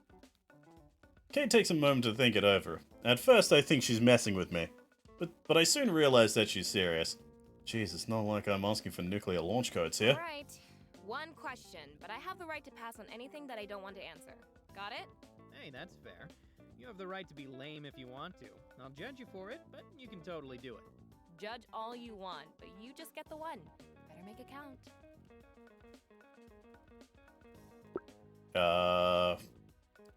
What do you do for fun? So, do you have any hobbies? You know, stuff that you just do for fun. Besides writing Professor Anomaly fanfiction, I mean. Ooh, you are this close to losing your question privileges. Okay. I really do like the banter between Stan and Kate. It's great. It better be. I promise. It's gonna take every ounce of self-control I have, though. That's like 2 whole ounces. Seriously, though, you have to do some fun things. Well, I like working out, and I practice martial arts a little, though I'm not very good at it. Oh my god, what are you, some kind of monk? What? What's that supposed to mean? Because everything you do is, like, productive. No normal person is that productive. I'm normal? I'm totally normal. I'm just Kate. Normal, ordinary Kate. Besides, don't you do combat training here? Nope, not that it would be any fun if we did. I feel like I should be surprised, but I just can't say that I am. What? I don't look like a fearsome hand-to-hand... Yeah, the writing is really good. It is, right? Like, for something, like... I'll say this.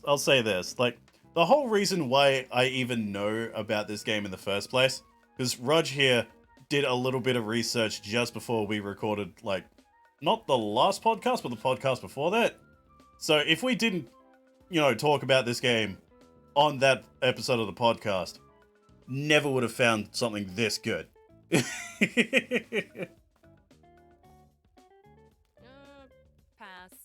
Sorry, you already used your one question. Oh, that is cold. It's true, but it's cold. Well, if you're ever so bored that you don't mind being productive, maybe I'll give you a few pointers. I'll consider it. Still sounds like a lot of work, though. You know, maybe it's not that I'm a monk. Maybe it's that you're lazy. That is entirely possible. But I'm going to refuse to acknowledge it until I absolutely have to. By chance, I glance at the clock. We've still got some time before we have to meet back in the main hall. But we should probably swing by a few of the less important locations before then. At the very least, she needs to know where the lounge is. We have another birthday and my rookie misses out on the mini cupcakes, I'd never forgive myself. Alright, because I am just so benevolent, I am going to count that as... Normal everyday Karen, I mean Kate.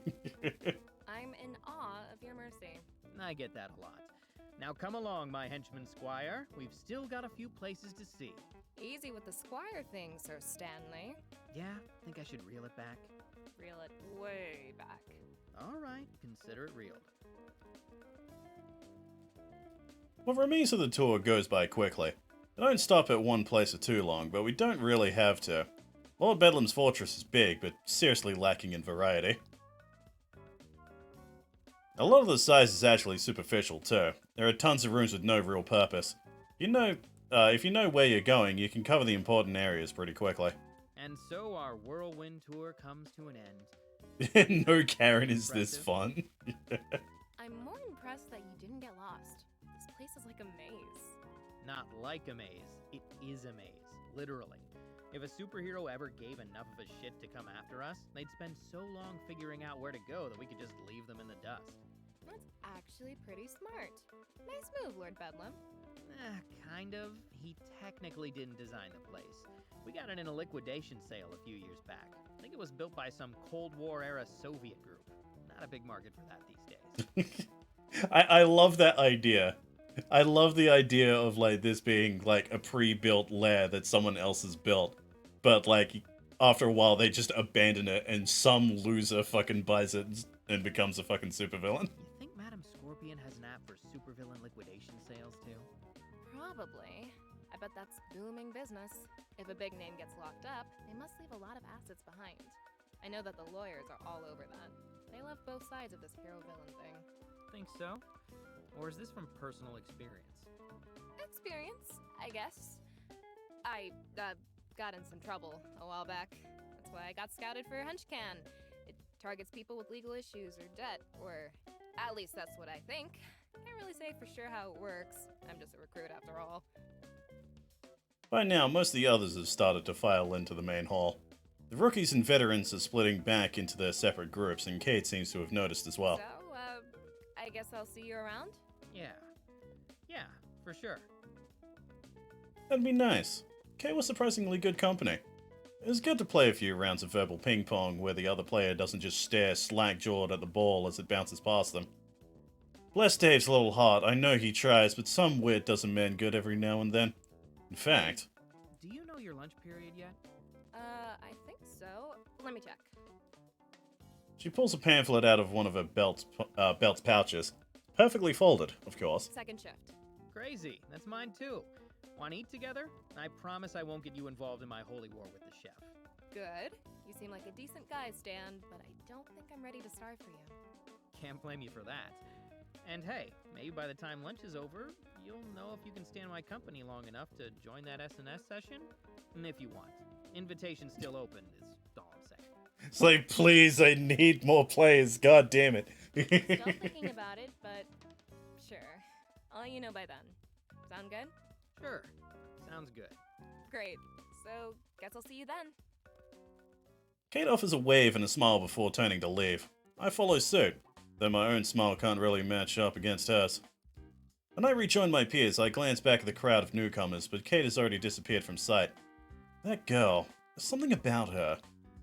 It's not just that she's cute or that we got on so well. It's not even that she's a total newbie.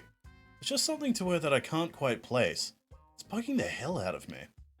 Whatever it is, I'm not going to figure it out right now. Lord Bedlam's gonna show up any minute and...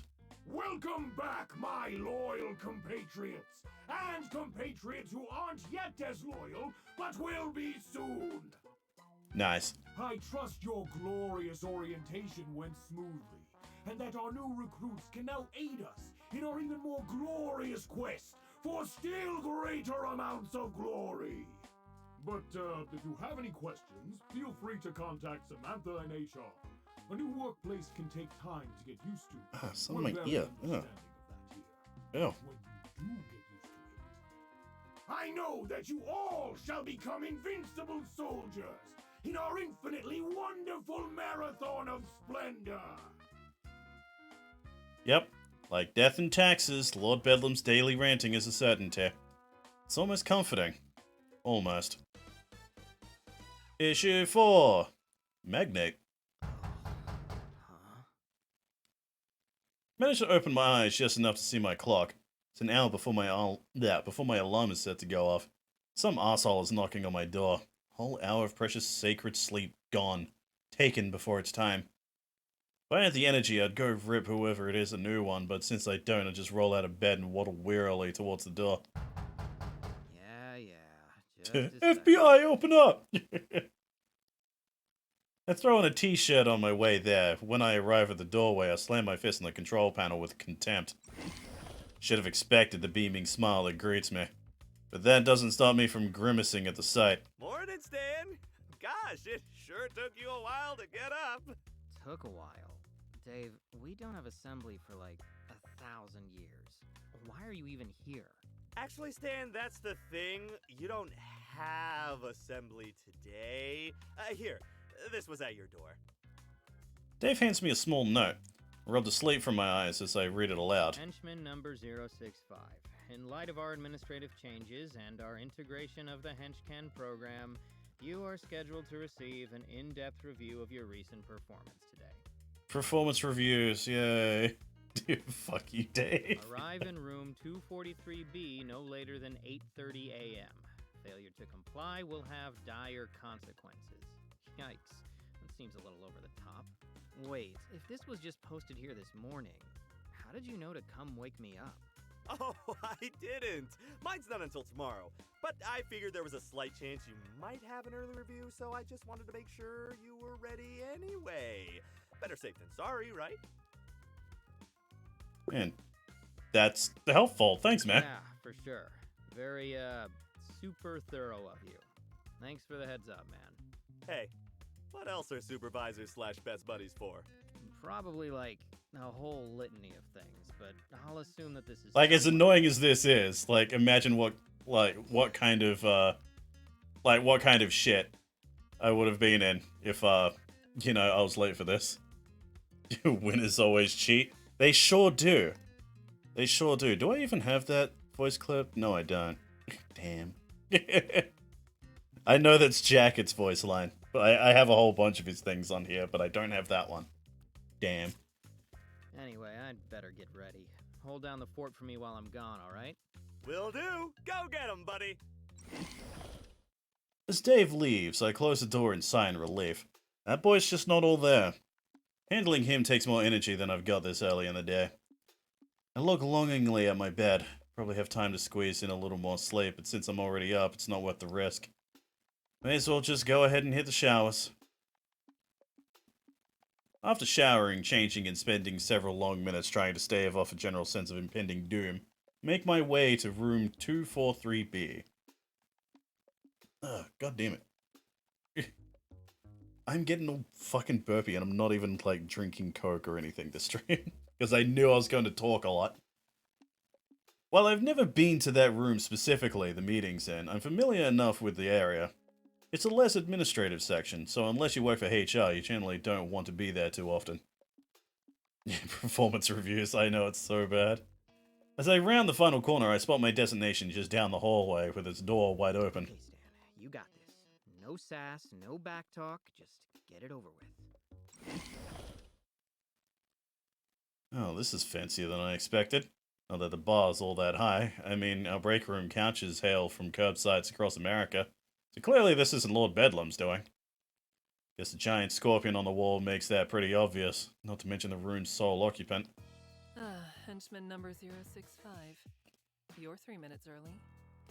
Hello, Punctual of you. Of course, Madam Scorpion is the lady in charge. Yeah, of course she is. Unusual? No, I'm Mr. Punctual. That's me. I just love being on time. Not according to our records. Or your late departure from the scene of Wednesday's operation. Oh, right. That thing. Thanks for the save, by the way. I wasn't looking forward to another beating from Miss Dynamo. I have a feeling she was gonna break something this time. Think nothing of it.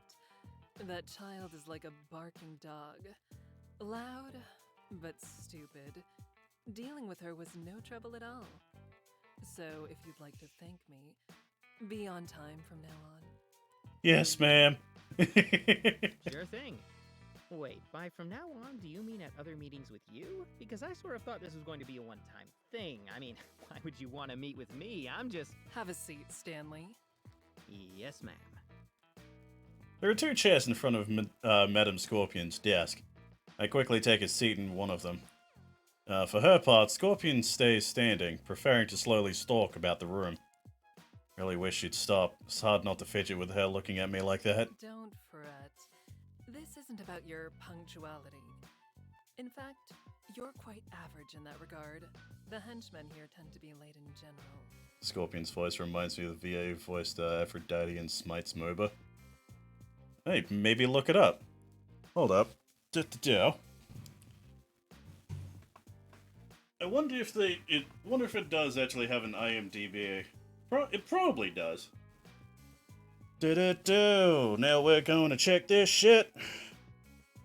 IMDb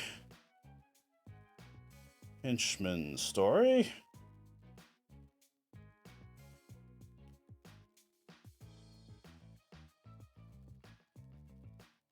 Let's see, where's voice cast? Cast and crew. No, I don't want the goddamn app. Fuck off.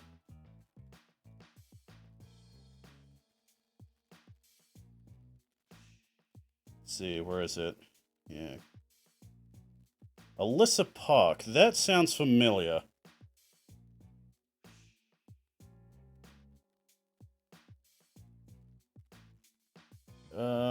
Where's her roles? Where is it? Filmography.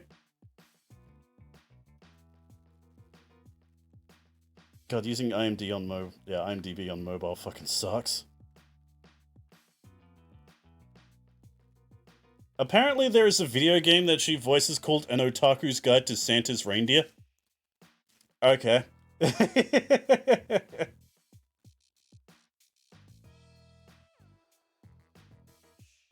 She was in the Eddsworld fan movie.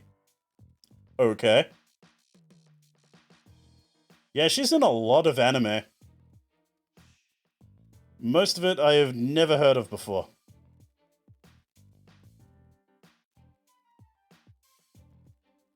It's in My Time at Portio. Didn't someone review that recently on Switchable?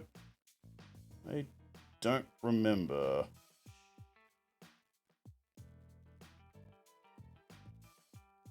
Apparently she was Melinda May in Marvel Avengers Academy. And yeah, okay. So yeah, she's not in... Yeah, she must live in Texas. Yeah. Most likely. So yeah, she's not the person you're thinking of.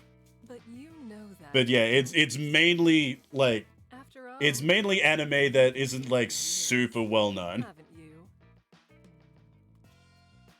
Yeah, that's right. I'm what you might call a seasoned veteran.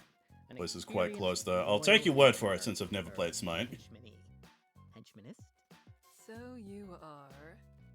And how many promotions have you earned in your long and illustrious career? Technically, you know, about, zero-ish? Not ish, just zero. You have had 0 promotions. Well, I mean, I've received some pretty good compliments every now and then. That's kind of the same thing, right? Yeah, it's the same thing. No. No, it is not. Oh. This would be going a lot better if she asked questions she didn't already know the answer to. Can't prevent the fidgeting at this point. Scorpion seems to notice. She stops pacing and leans back against the desk in front of me. Oh, Stanley, don't be so nervous. You're not in trouble.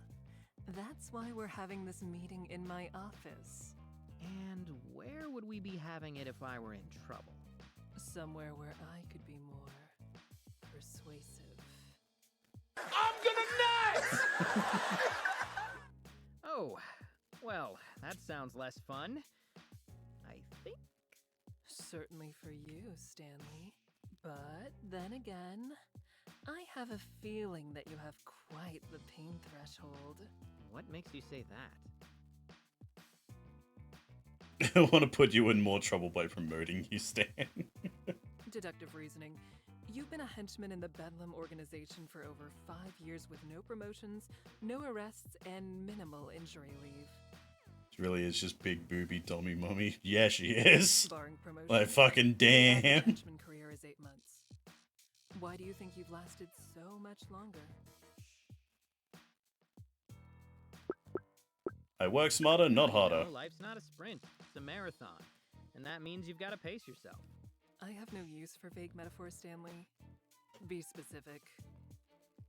Damn, there goes my best bullshitting tactic. Okay, what I mean is, the thing about being a henchman is, we're not really supposed to beat the superheroes, right? It happens every now and then. Yeah, but not often. And And when it does, usually we've got some crazy advantage. You can kind of see it coming. A lot of guys don't get that, though. They're always trying to win. Me, I know my role. I know what I'm up against. So maybe sometimes when I'm lying on the ground, seeing stars, and I know that getting back up isn't going to do any good, I just stay down. Some might call that laziness. Even weakness. By some, do you mean you? That depends on your reasoning. I'd call it knowing my limits. I do what I can, and that's all I can do. I squirm in my seat and avert my eyes. Shit, was that really the best I could come up with? Interesting. That's more astute than you realize. She brought that? It is? Only a fool fights a battle they cannot win. Yet that's what people are told to do. As if grinding yourself to dust trying to do the impossible is some noble and sacred pursuit. Some call it fighting spirit, others might call it grit. Whatever the name, though, it's a fantasy. Turning a defeat into a total loss for honor's sake is the height of folly. Yeah, that's what I was going for. Just less eloquently. Gee, she really slips into the all hope is dead thing quick. Bet her monologues are off the charts. Whether you were going for it or stumbled into it face first doesn't matter. I prefer to use the term dick first because that's more lucky. I guess. Stumbling just doesn't sound as cool. That's true. Keeping up appearances is important too. But that's an advanced concept. One that I have already mastered, as you can see. Not that she's wrong, but sometimes I wonder, does the supervillain get a huge ego after becoming a supervillain, or do people with huge egos just become supervillains more frequently than others? As I ponder that chicken or the egg paradox, Scorpion stands and once again begins talking about the room. She didn't seem upset with my answer, so I guess the whole Predator-Prey vibe just comes to her naturally. Here's the point, Stanley, and do keep this in mind. The Scorpion Group has been observing this organization for months now. We know everything about it, including you. You've been spying on me? And with that knowledge, you are the first henchman I chose to speak to. Not your supervisor or Bedlam's other acolytes. You. And you kept me from getting flattened at that data center. Thanks again, by the way. Yes, I did. As I said, I was protecting my investment, which includes you, Stanley. However small your contribution. You see, Henchman is still in a closed beta, and that goes both And she knows ways. where my ration Not of only are we protein selecting bars is hidden. organizations that utilize the program, She but wants me for my damn protein bars. to succeed on Henchman, contractors need a certain mindset, a set of patterns and behaviors that will let them thrive and solidify the program's ecosystem. Based on the data, you may have that mindset, Stanley, but I can't know for sure without reviewing your performance in person. So let's return to that subject, shall we? In fact, let's speak of a specific performance. 2 days ago, you were part of an operation. Your squad was left in the rear guard. Do you recall what happened? A very painful celebrity meet and greet. Yeah, I could say that again. Yes. Shining Nova is quite the famous superhero, and you two met face to face. More like face to helmet, but yeah, we got acquainted. Kind of. It's not very satisfying, is it? To meet someone who hides themselves so completely. It's even less satisfying to get tranquilized by them. Yeah, he got tranked by a tin can. I imagine. Fighting someone is so much more intimate when you can see their eyes, their hatred, their fear, their pain. Jesus, alright. I'm, usually on the opposite end of that last part. That's too bad. Feeling pain is well and good, but you can't really appreciate it until you've given it too. You're really missing out, Stanley. But back to the matter at hand. You were the final member of the rear guard to engage Shining Nova during that operation, And you did so alone, after your colleagues had all rushed in at once or fled. When you put it like that, I sound pretty stupid. Yeah, a bit. You certainly didn't have the odds in your His favor. sweating In intensifies. fact, Yeah. we did an exact calculation of your chances of success in that scenario. They were 600,000 to 1. And now I sound really stupid. If your goal was to succeed. But you weren't trying to succeed, were you, Stanley? Not in the traditional sense. Why don't we review your moment-to-moment decisions during this encounter? Scorpion strides over to her desk and presses a few keys on the fancy-looking keyboard that's resting on it. In response, the equally fancy holographic display sitting next to it comes to life. The display morphs into a miniature recreation of the research lab we raided on Wednesday. It's really exact. It's really exact. Too exact to be a recreation. This had to be footage from somewhere. Once it's in place, Scorpion gestures to the footage. So, Stanley, here you are. You were faced with an A-list. It should be superhero great for all by Mr. Masochist yourself. and Yakuza. Oh What yeah, did you 100%. I look at the display. She's definitely watched it before. It's not like I'm going to tell her anything she doesn't already know. This has to be on purpose. I assessed the situation and determined that the scenario did not possess the optimal conditions for victory. So you surrendered? Well, yeah, if you want to be blunt about it, but listen, it was more of a temporary... Stanley, stop. You don't need to explain yourself. I completely understand your decision. You do? You'd think someone like her would, not tolerate surrender like that, but alright. Of course. It's like you said. You studied the data you had available and realized that you had no chance of victory in the scenario. Luckily, victory was not your goal. Your goal was to stall Shining Nova for as long as possible. Given your position and your rather verbose personality, the It's a best nice way to for say you it. to stall someone isn't always by fighting them. Sometimes it's by talking. Yeah, it's a good thing I'm a visual novel protagonist. It's all I can do. Yeah, well, Shining Nova didn't really seem too talkative. Yes, the footage makes that quite clear, and your lack of grace certainly didn't help matters. As I watch the replay of the exchange, I can't help but wince as I trip over the debris and send myself sprawling. Not my finest moment. However, your surrender clearly caused Shining Nova to hesitate. Had you a modicum of agility, it's possible that you could have taken advantage of that. And while Shining Nova is inconsistent in these situations, there are plenty of heroes that would be delayed significantly by...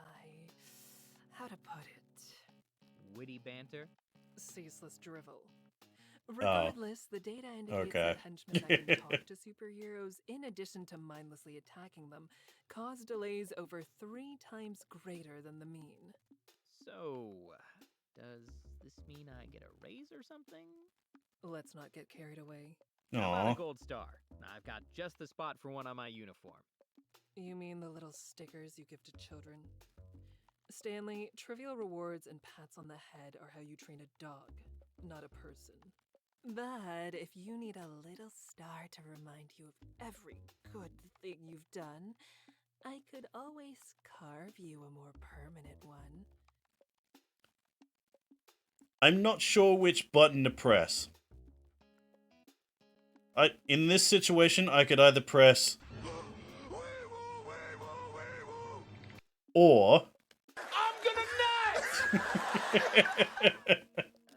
That's okay. I'll just give myself a mental high five or something. Too bad. Some scars might look good on you. around the fuse.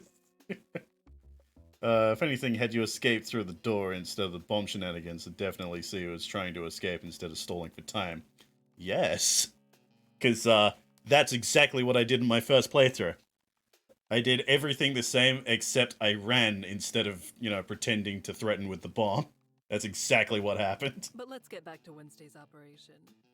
If you look at the footage right here, you'll notice something interesting about where you landed. What might that be? Even though I know what she's talking about, I look at the footage anyway. I'm pretty close to a door, and the engineers that we took captive aren't far either. Correct. Though you didn't realize that second bit so quickly at the time.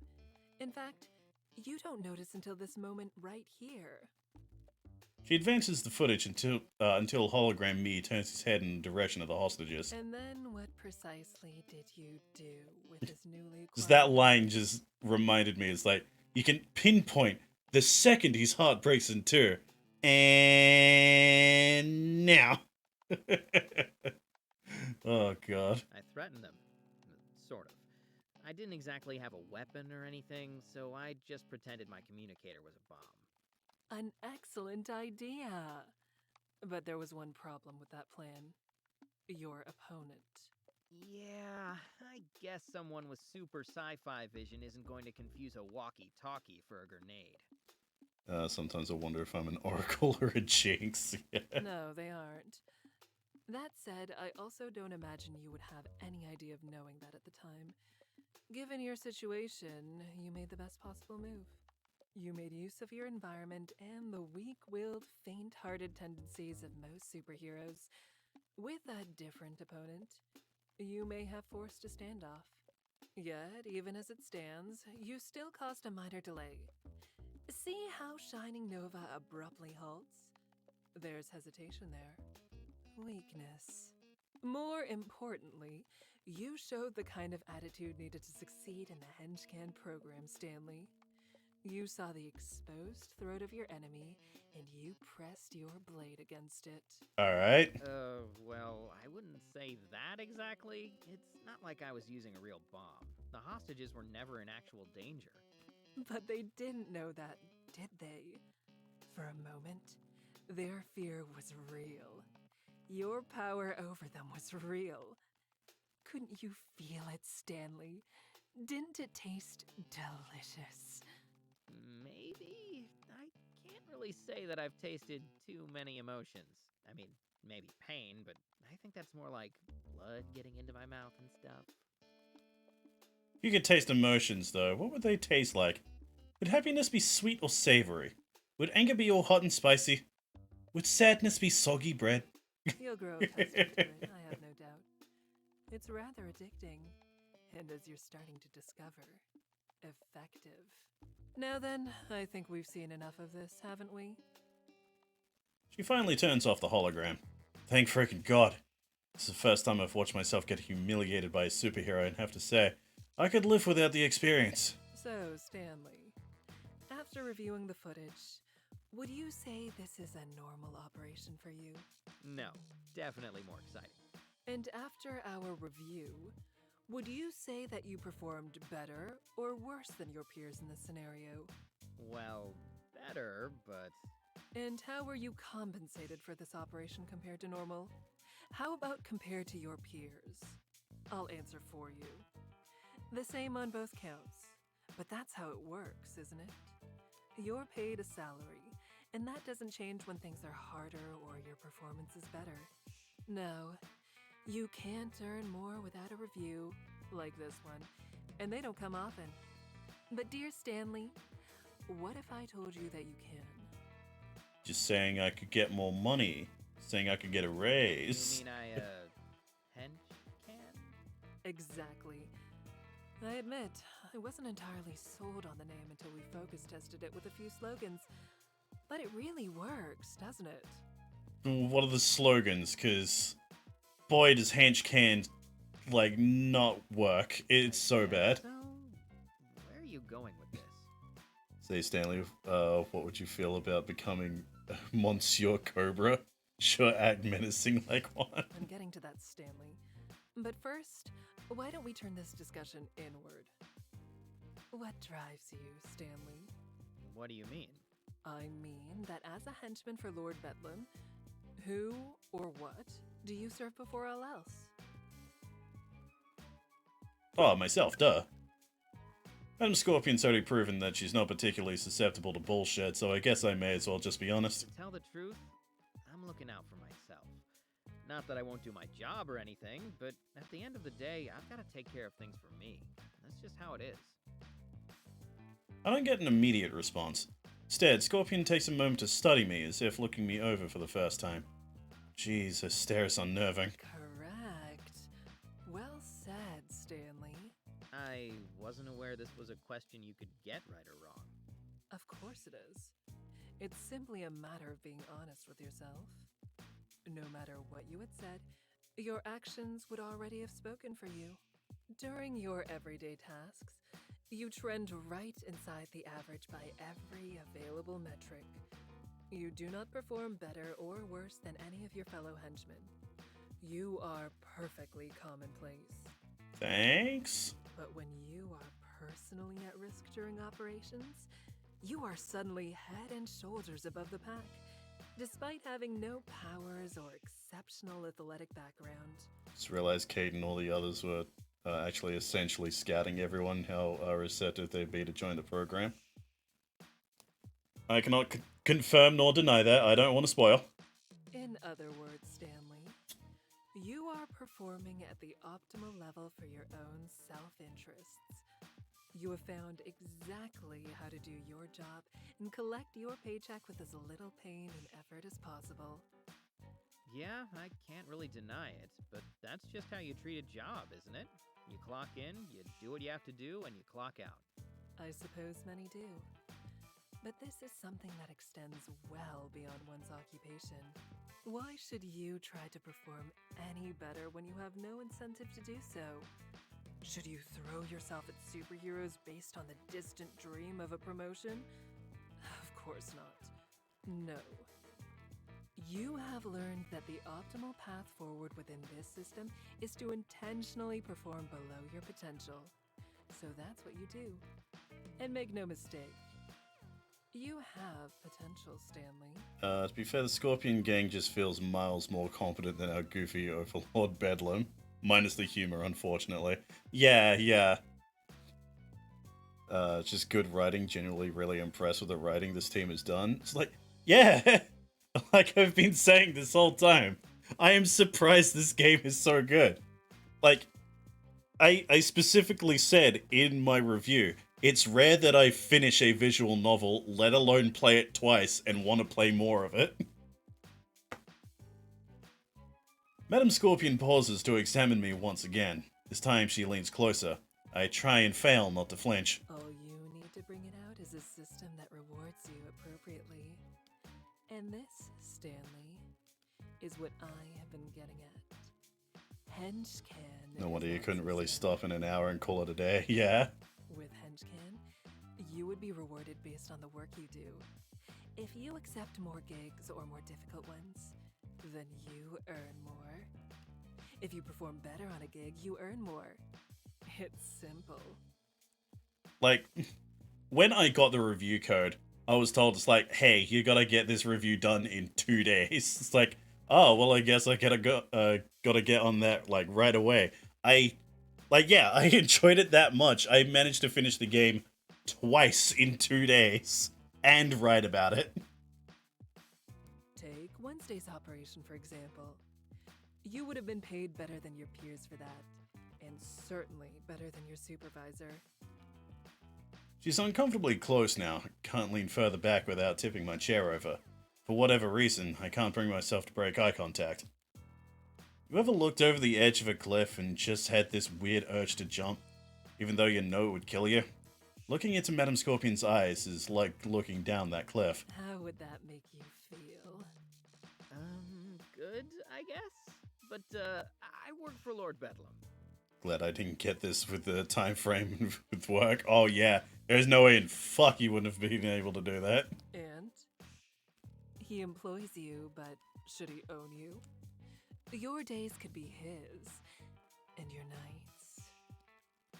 She leans closer and places her hand on my shoulder. I feel myself go rigid, in more places than one. Could be mine. I'm gonna nuts! You mean Henchman, right? Your program? Why, of course, Stanley. That's what we've been talking about this whole time. You're exactly the kind of candidate we need. You'd be just perfect for it. Before my brain can reboot and offer a response, Scorpion removes her hand and turns back to her desk. Only now that she's let go... Only now that she's let go do I realize how sore my shoulder feels. And as it happens, I know of a gig tonight that would be an excellent trial run. You should sign up. That's the thing, it's game night though. It's game night. I got D&D to play. Gonna need more information. Sorry, but I need a little more information before I could commit to a program like that. I mean, you make a persuasive argument, but... No further explanation necessary, Stanley. The only right decision is an informed one. What do you think is on all these screens? She gestures to the screens that line the walls of her office, displaying a litany of maps, charts, and spreadsheets. Information. Data. Without these things, on what grounds can Says in someone there make a saying, decision? ditching out. That is a DM, yeah. Instinct? Why, that's no better than a dog. Though I think you'll find the gig itself to be quite enlightening.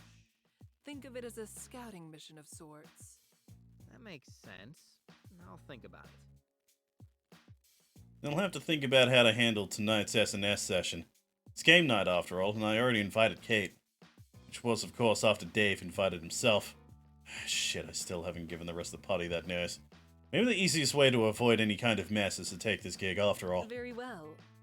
In the meantime, I suggest you download our Henchman app.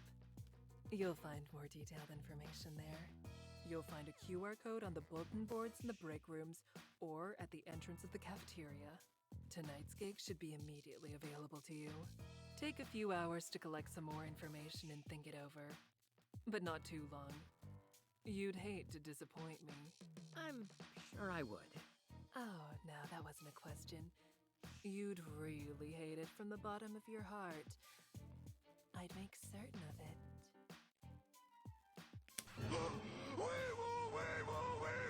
Then, dear Stanley, you'd see where I have my other meetings. You mean the ones where people are in trouble? Precisely. That is all, number 065. You are dismissed. Right. Got it. Thanks. By the time I've stood from my seat, Madame Scorpion is behind her desk, her attention turned to something else entirely. So I silently head for the door and step outside as quickly as I can without seeming like I'm in a panic.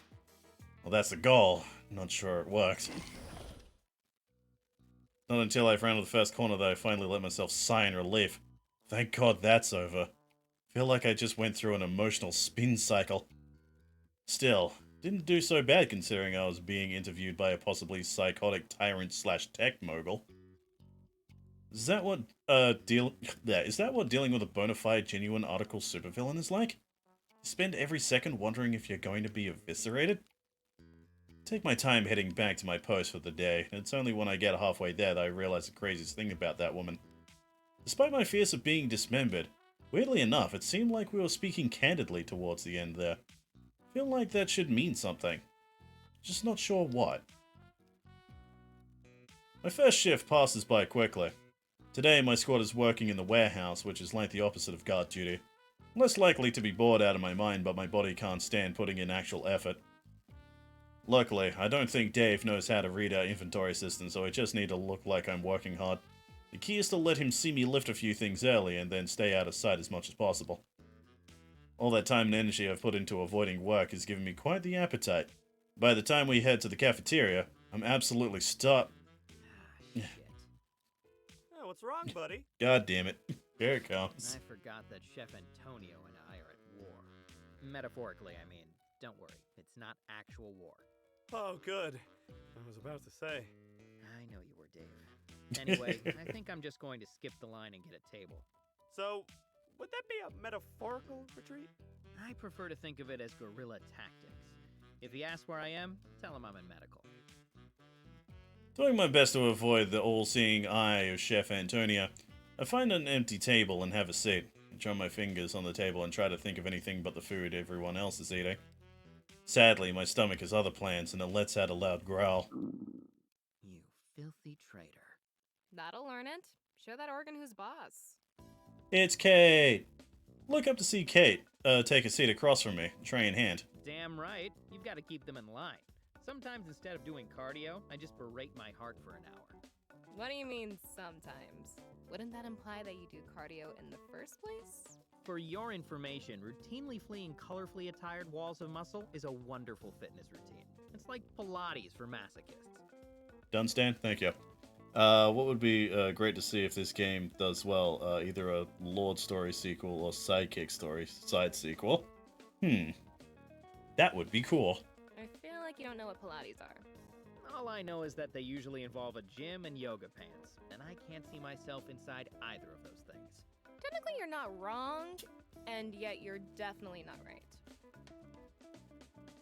Kate eyes the empty space in front of me. Still haven't made peace with the chef, huh? Nope, this is grade A eternal nemesis level conflict. We're destined to battle until the end of time. Yeah, well, I don't think that treacherous stomach of yours can last that long. Seriously, just have some of my... Well, gosh, Stan, you didn't tell me you made a new friend. Crap. Before Kate has had time to react, Dave has set his tray down at the table and extended a hand in greeting. It's a real pleasure to meet you, miss. I'm Dave, squad supervisor. Good to meet you. Kate extends her hand and receives a firm shake in turn. Once Dave lets go, she points to the name tag that's still on her uniform. I'm Kate. She's the rookie I guided around yesterday. Just happens that we have the same lunch block, so... Wait, are you still wearing that name tag? Yeah. Is that a problem? No, it's just that I don't think you have to anymore. That was a one-day thing. I guess not, but I'm still new, so it's easier for people to learn my name this way. Yeah, she's just being considerate, Stan. Gosh, you millennials have no manners. Dude, you're a millennial, and I'm pretty sure I'm older than you. Oh god, I'm older than you. It's what I feel like every time when anyone says anything, like, about... God. Just... Like, I keep using this as the, the example, because it's the one that hurt the most. But the first time I streamed fucking Mario Kart, that one kid who's like, oh yeah, the first game I played was Super Mario Galaxy on the Wii. It's like, oh god. Oh, it makes me feel so fucking old. It's this social media. That's what my papa says. Everyone has to clap back, or back clap, or post little emojis of clapping. Yeah, I mean, if you're gonna clap, do it to my face, you cowards. Am I right? How dare you encourage this? Encourage what? A blossoming friendship? More like an unholy alliance. I think I was safer with Scorpion. You met Madam Scorpion? When? This morning, Stan had his big review. I made sure he was up extra early to prepare, though, so I'm sure he aced it. Right, buddy? Let's not get carried away. I survived. Yeah, somehow. Don't sell yourself short, because that's not always the case. Believe me. So, now that you've seen her face to face, what do you think? I might be murdered soon. And I'd better finish off that will I've been putting off writing. Any interest in a TV stand that's actually a cardboard box? Mine might be free soon. You know, after Scorpion murders me. Why? You didn't piss her off, did you? No, she just gives off this sense of impending dread is all. Even when she's talking about something completely normal, I feel like some horrible act of violence could happen any second. Yeah, that sounds like Madam Scorpion. Well, if something like that were to happen, surely you'd have done something to instigate it, Stan. She's our superior now, after all. Shut the fuck up, Dave. What does that have to do with it? Just because she's your pseudo-boss now doesn't mean everything she does is deserved. Sure it does. If I ever have to punish a member of my squad, it's only because they deserve it. That's just how it is. But that's assuming... You're right, Dave. No supervillain would ever punish or execute their subordinates without them really deserving it. That's why they're supervillains. Exactly. Great explanation, Stan. Gosh. Yeah, Kate, you're gonna have to get used to this. He's kind of an idiot. Kate opens her mouth to argue further, but thinks better of it. Instead, she furrows her brow and stares off into space for a moment, lost in thought. I'm a little surprised she spoke like that about Scorpion. Then she didn't strike me as having much zealotry. She's a lot more practical about this job than someone like Dave. Probably why we already get along. Look, just be careful around her. I'm serious about what I said. Not everyone that walks into a room with Madam Scorpion walks back out. Why do you say that? Because it's the truth. At least I think. Look, this is just a rumor, but the word is that Before she founded the Scorpion Group, she was basically the apex predator of the assassin world. That's how she got the money for it. She doesn't do it anymore, I don't think. I mean, that's the rumor, but you know what they say about old habits. You can't teach them new tricks. Sure. Shut up. Mostly they just die hard. And for Scorpion, people die. Shut the fuck up, Dave. Oh, okay, that makes more sense. My old habits die hard too. And sometimes I think I'm back on the farm. Today in the warehouse, I called the crates hay bales by accident, and this other time I thought someone's pet parakeet was a chicken. So what, you tried to take its eggs or something? No, my sister collected the eggs. My job was to butcher the ones we ate. That sounds pleasant. Hey, wait a second! Oh my god, you didn't! Well, it looks like we finally solved the mystery of what happened to Lord Birdlum. What a name for a pet bird. It was an accident! It was just old habits, like you said! I think that crosses the line from habit to disorder.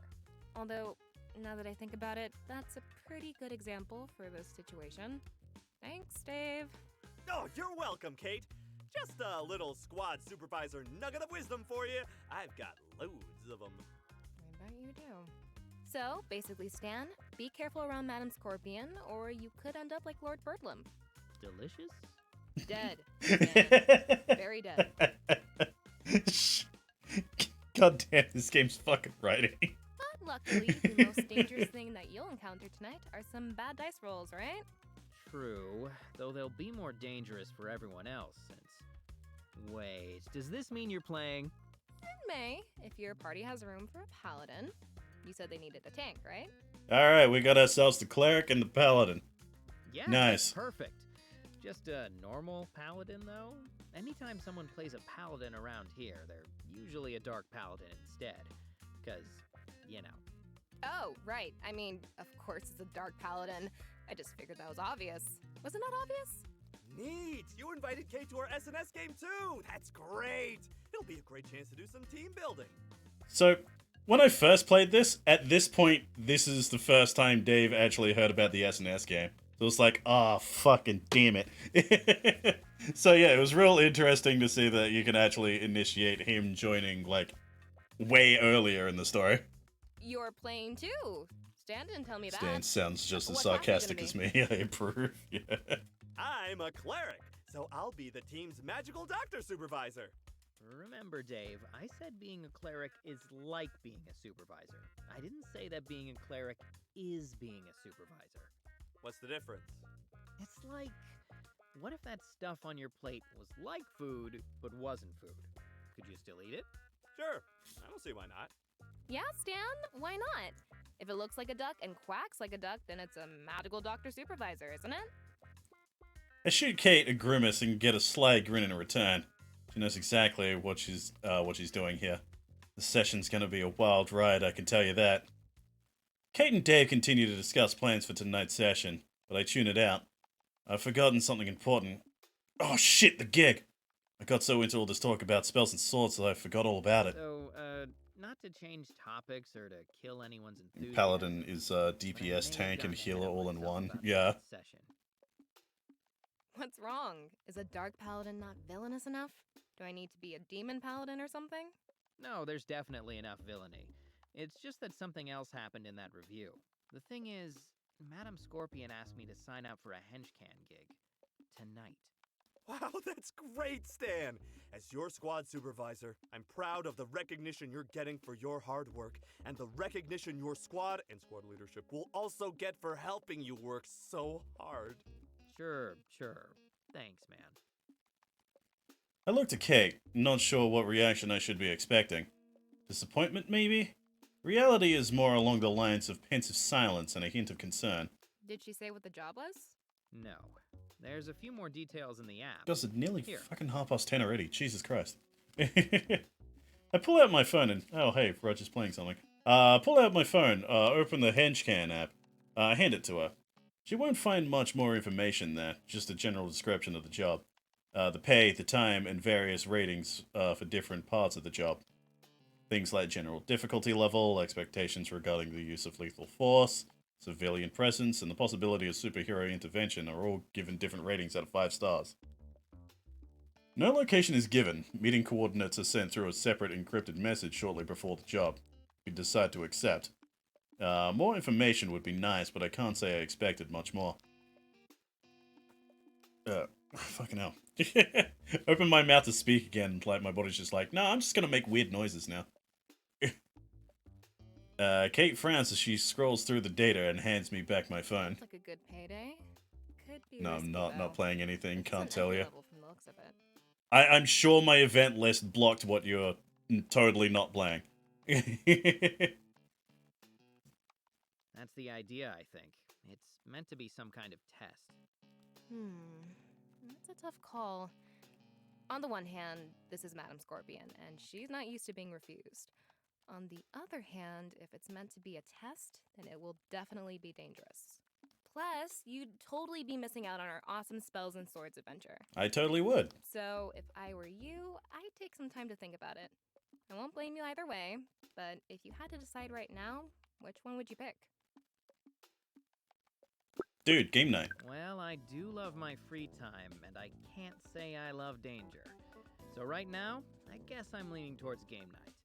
There's that Bedlam spirit, Stan! I knew you wouldn't abandon the squad. Thanks, but don't go overboard, alright? It's an imaginary adventure played out with dice and stat sheets, Dave, not a battlefield. No, I thought these games could get pretty intense. Or is that only if Gavin's mom finally returns to take her revenge? Well, last campaign we did have a close call with a liter of soda and some handcrafted dice imported from Latvia. That was a tense moment, let me tell you. It was like our version of the Cuban Missile Crisis, but with less nuclear warheads and more corn syrup. Sounds harrowing. Alright. Oh, you might be safer on Madame Scorpion's wild mystery adventure. That's true. I haven't decided anything for sure yet, so maybe I'd better think about this some more. Okay. I'd be really glad if you could join us for game night. Is that what you wanted to hear? Yes, but with just a dash of extra humility. Maybe a pinch of praise for my wisdom and empathy. Yeah, well, I'm not a salad bar. You get the toppings that come with the gratitude, no substitutions, and you can forget any notion of begging. But really, it'll be nice to hang out. I'm looking forward to it. Likewise, I'm still a little worried about Scorpion, though. I would be too, honestly. So, while I'd definitely be disappointed, if you feel like you have to cancel to save your career or extremities, I get it. Thanks, rookie. Whatever I end up deciding, you guys will be the first to know. And how are you going to let me know exactly? Carrier pigeon? Or do you guys send messenger rats through the walls around here? Yo, messenger rats. Oh, right. We never exchanged numbers, did we? 1 second. After fumbling with a few pouches, I remember which one holds my phone and we exchange contact information. Dave insists on doing so as well, which doesn't seem entirely appropriate, but that's Dave. It might be a good biography title for him. Not entirely appropriate. Maybe the whole Lord Bedlam operation as a whole. Gotta hang on to that one. There we go. That'll be easier. Though, I admit, I was sort of looking forward to some kind of trained animal messenger. Honestly, they might be more reliable. The reception in a secret mountain base isn't great. Big shock, I know. Rest of lunch is filled with small talk. Nothing groundbreaking, but it's oddly relaxing. Kate's better at redirecting Dave's enthusiasm, and he only mentions that he's a squad supervisor like 3 or 4 more times. My previous worries about his addition to the Spells and Swords session are nullified. With Kate around to tame him, it could actually turn out well. Or dare I say it, fun. That is, if I decide to go to it. I'll see where my head is at in a few hours. Regardless of my current feelings, Kate's right. This is a decision I need to think about very carefully. Holy shit, 2 new outfits based on Halloween Pokemon Unite valued at $60 each. Fuck off! Fuck off! God, that game is so ridiculously predatory. As the day drags into the late afternoon, I return to my room and change into a spare uniform and freshen up. Neither game night nor the side gig feel like the right venue for that sweaty warehouse day aroma. Maybe I should invest in some cologne. Between the sweat and getting thrown into a dumpster, I've had a lot of smells to cover up lately. As I finish buckling up my uniform, I grab my phone from where I left it on my bed. Frowning, I open the Henchman app, navigate to the gig Madame Madam Scorpion had mentioned and stare. This is it. I'm getting myself all day to think. What should I do? Unwind with some spells and swords at game night, or take this Henchman gig and go earn some extra money? I'ma go to game night, duh. You gonna tell a fucking D&D nerd not to go to game night? What? I closed the app and opened my contacts. Extra money would be nice, but Scorpion said it herself. I've gotten this far by taking just the right amount of risk. Maybe this Henchman thing of hers is the future, but right now I get my check from Lord Bedlam whether I take that risk or not. Besides, I told Kate that I was leaning towards game night and I don't want to pull the rug out from under her. Inviting her to join the group, saying that it was still on, and then backtracking at the last minute wouldn't be a good look. Not to mention Dave's reaction. I'd have been hearing about it for months. Pretty rigid when it comes to chain of command and hierarchy, but he's also big on keeping promises. It's a kind of old-fashioned farm boy morality you'd expect out of a guy like that. So while he'd say that I was right to defer to Scorpion's suggestion as my superior, his passive-aggressive vengeance would be unending. I open Kate's message page on my phone and tell her that game night is on. By the time I text Dave, she's already replied, "Who knew there were so many gifts involving confetti?" I smile and send a celebratory gif of my own. We exchange a few more as I text the rest of the group. Do my best to navigate Dave's jumbled punctuation-free expressions of enthusiasm. Well, better get ready. Let's see, my SNS bag should be somewhere in my closet. Issue 5, Spells and Supervillains. Okay.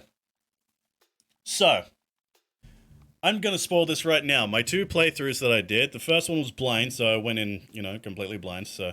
And, first one, I did not go to game night because I thought, I don't want to piss off the lady with a giant laser sword. And then the second time around, I did the same thing because I wanted to see, the complete opposite of what I did, and, the complete opposite of, how my first playthrough ended up, and I kind of needed to do that. So this is going to be the first time I actually see the, see the fucking game, so this is going to be interesting. So, a short while later, I step out into the hallway, bag in tow. While the halls aren't jam-packed, there are definitely more people than normal, all heading off to take part in one game or another. The main hall will have the most people playing on cheap card tables surrounded by a sea of plastic folding chairs. It's also where we hold any tournaments or contests. It's also where Lord Bedlam's usually found. It's way too loud for something like SNS though, so our private little game room is definitely preferable. As I make my way through the halls that lead in that direction, the crowds start to thin out. The sound of footsteps is distilled down from an indistinct cacophony into individual patterns, each with their own cadence. Weirdly, one of those patterns matches my own, almost exactly. Hey, wait up! I turn around to find that those footsteps are coming from Kate, who was a short ways down the hall. As I stop, she waves and approaches with an exuberant smile. Oh, thank God it's you. I guess I'm going the right way after all. Or the wrong way, depending on your... No Unite is technically a creation of Tencent, but to think they'd use the occasion to jump on the Mario Kart Tour microtransaction wagon. Dude, day of release, it was already, god-awful. I think it was 60 to 70 bucks, Australian. No, not even that. 60 to 70 bucks American to, max out a fucking item, a stat boosting item, for, one of your characters to use in battle. That shit is ridiculous. See, I pause and glance down the hall. There was an eternal junction for quite a ways in that direction. How long was she silently trailing behind me? Were you... following me? What? No. Okay, maybe a little. These halls are just so confusing, so I figured I'd tag along. I thought about shouting at you earlier, but it's hard to tell people apart from behind around here. So I wasn't sure if it was you, and I didn't want to call out to a total stranger like some weirdo, so here I am. If you say so. I mean, you wouldn't be the type to stalk me or anything, would you? Although now that I think about it, I do feel like I'm missing a lock of my hair. That's so weird! How could that happen? You shouldn't be balding yet, right? I hear they have shampoo to stop that these days. I narrow my eyes as Kate grins at me. She's definitely choking. Right? I hope so, because if that's not a shit-eating, I'm messing with you grin, that might be cause for concern. Very funny, but my hair is perfectly healthy. Luscious even. Can't you see the healthy sheen from my off-brand all-in-one shampoo? I think that might be grease, dude. I laugh and shake my head. Yeah, definitely just messing with me. Sure, it's a little weird of her to follow me, and we did happen to have the same lunch period. She seemed almost like she was picking me out specifically when we got paired up for a first date. Nah, those really aren't extraordinary coincidences. Stuff like this happens. I mean, Dave always pops up out of nowhere, and I never thought he was stalking me. Not after the first 7 months, anyway. The record scratch. So when he suddenly rounds a corner in front of us as we near the game room, Kate is the only one who jumps. Hey, gang! Ready for a full night of rousing, family-friendly, and team-building adventures? Jesus Christ, I almost kicked you in the... Great to see you. Oh, that line delivery is perfect. She leans closer to me, whispering. Can you get used to that? Never. You just learn to accept it.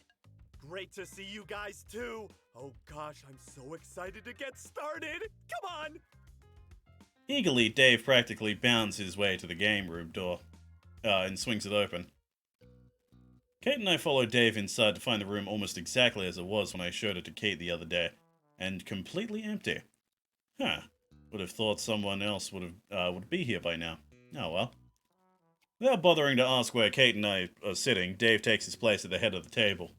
Normally that's my spot, but I'm sure he'd pull rank on me if I asked him to move. So I make my way to the end of the table opposite Dave and begin setting up. Rulebooks, dice, and even more soon cover my corner of the table. Like my room, it's a little sloppy, but I can still make sense of it. Mostly. Kate sits on my right. She only has a single notebook, but the pages already look stuffed to the brim. Kinda surprised that she can read it with all the circles, arrows, and notes scrawled in the margins. Must have seen me looking because she hastily closes it and slides it further away from me, her eyes narrowing as if she's daring me to judge her. Hold up my hands in mock surrender and finish setting up. Once I'm done, I glance around the room. Still no one else. Okay, now it's officially weird. Where is everyone? I pull out my phone. Whoops, 9 missed messages. Must have been too busy scrambling to notice. Frowning, I open one. Did they text you? What did they say? I'm not sure whether to say congrats or I'm sorry. Then it has a wincing emoji. What does that mean? Hold on, looks like one of them's calling me. Zach, that you? Where are you, man? Don't worry, that was the game. It's a ghost town. Do not worry, that was the game, that was not your Discords. I freaked out the same time. The same time, yeah, the first time I heard that, I freaked out like crazy. I thought someone was fucking messaging me on Discord. Do not worry, I have no idea why they use that tone. It is so distracting. Yeah, sorry, Stan. You know, I'm always down to help out new players, so I was totally cool with that rookie showing up. But this is a whole different level. Whole different level? What are you talking about? You've played with Dave before. You're, prepared, right? Oh, you don't know? Oh. Oh, no. I really shouldn't have said anything. Well, anyway, I just wanted to call to say that if you're no longer with us by next Friday, the group's voted that I should take your place as GM and continue the campaign. I hope you don't mind. That's not a good sign. What? Of course I mind. It's my campaign. And why wouldn't I be there next Friday? Sorry, Stan. You were a pretty good GM. I mean, your NPCs were always a little cliche, but you were a solid B at least. B plus on a good day. It was fun. Pretty good. Come on, I was. It was the game again, don't worry. Zach? Hello? Son of a bitch. I put down my phone and look at Kate. You mentioned new players. Isn't what I think it is, right? Not being used to someone turning you down is one thing, but that would be... Suddenly, the door opens. We both turn towards the door. Out of the corner of my eye, I see Kate's hand suddenly fall down towards her equipment belt. Me? All I can manage is to stare wide-eyed and slack-jawed as I feel all the moisture evaporate from my mouth. There you are, Stanley. You've picked a good location for this little sanctuary. Even I took a few minutes to find it in this labyrinth. Oh no. Oh no. Now she knows, like, oh no.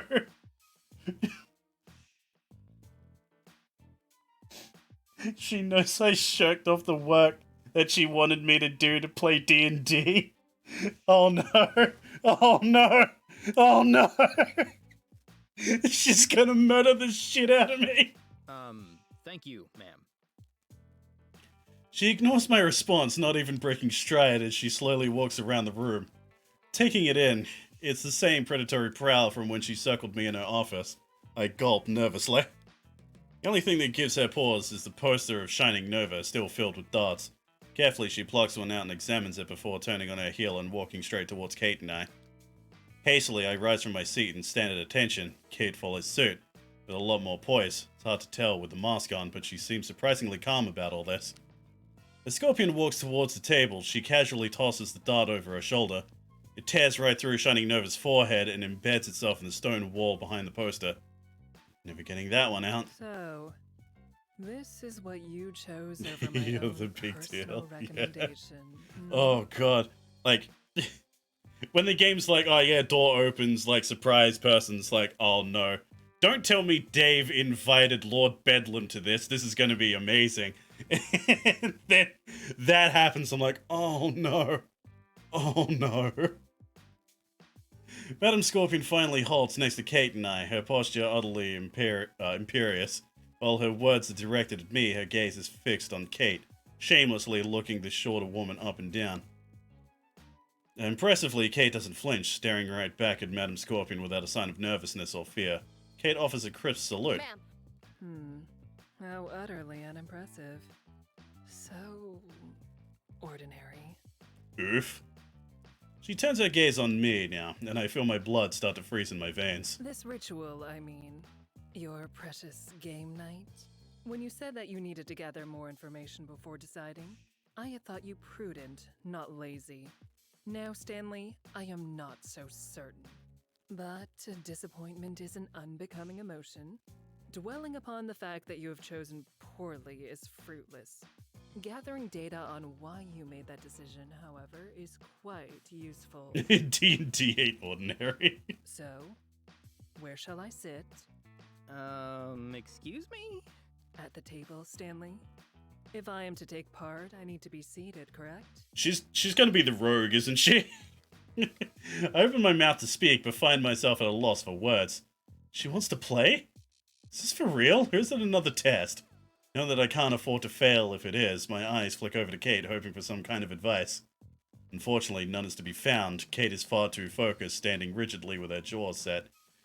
Her jaw set and her eyes locked on Madam Scorpion. Smart. Guess it's up to me then. Shit, we got the TPS, yeah. Why don't you sit next to me, I guess? I just an open seat next to me, opposite Kate. Here, you can sit next to me. My, how generous. And to what do I owe the honor?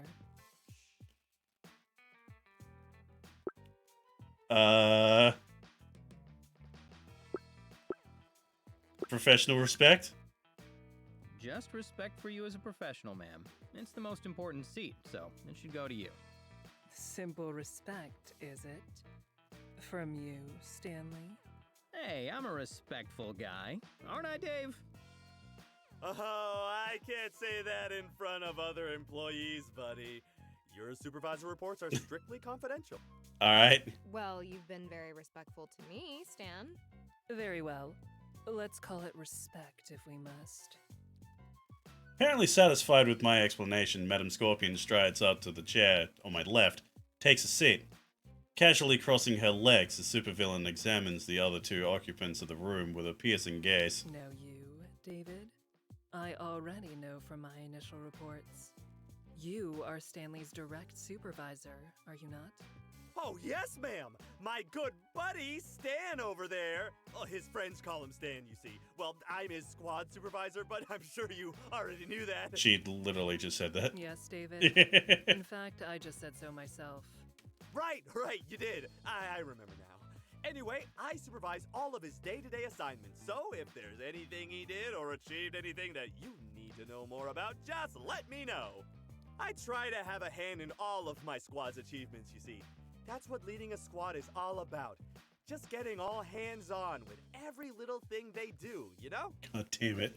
I was totally expecting Lord Bedlam to show up for this, not Scorpion. I believe Jesus. the term for that is micromanagement. Gosh, I don't know anything about that high-tech stuff, ma'am. But whatever it is, it gets the job done right. My, God, this you is really are this has quite become so stressful. And you Shit. speak with this man every day, Stanley? Unfortunately, yes. Every day. Remarkable. Your mental fortitude continues to impress. Already having had her fill of day for the moment, Madam Scorpion turns to look at Kate from across the table. But you I do not recognize. You're not with Lord Bedlam's organization.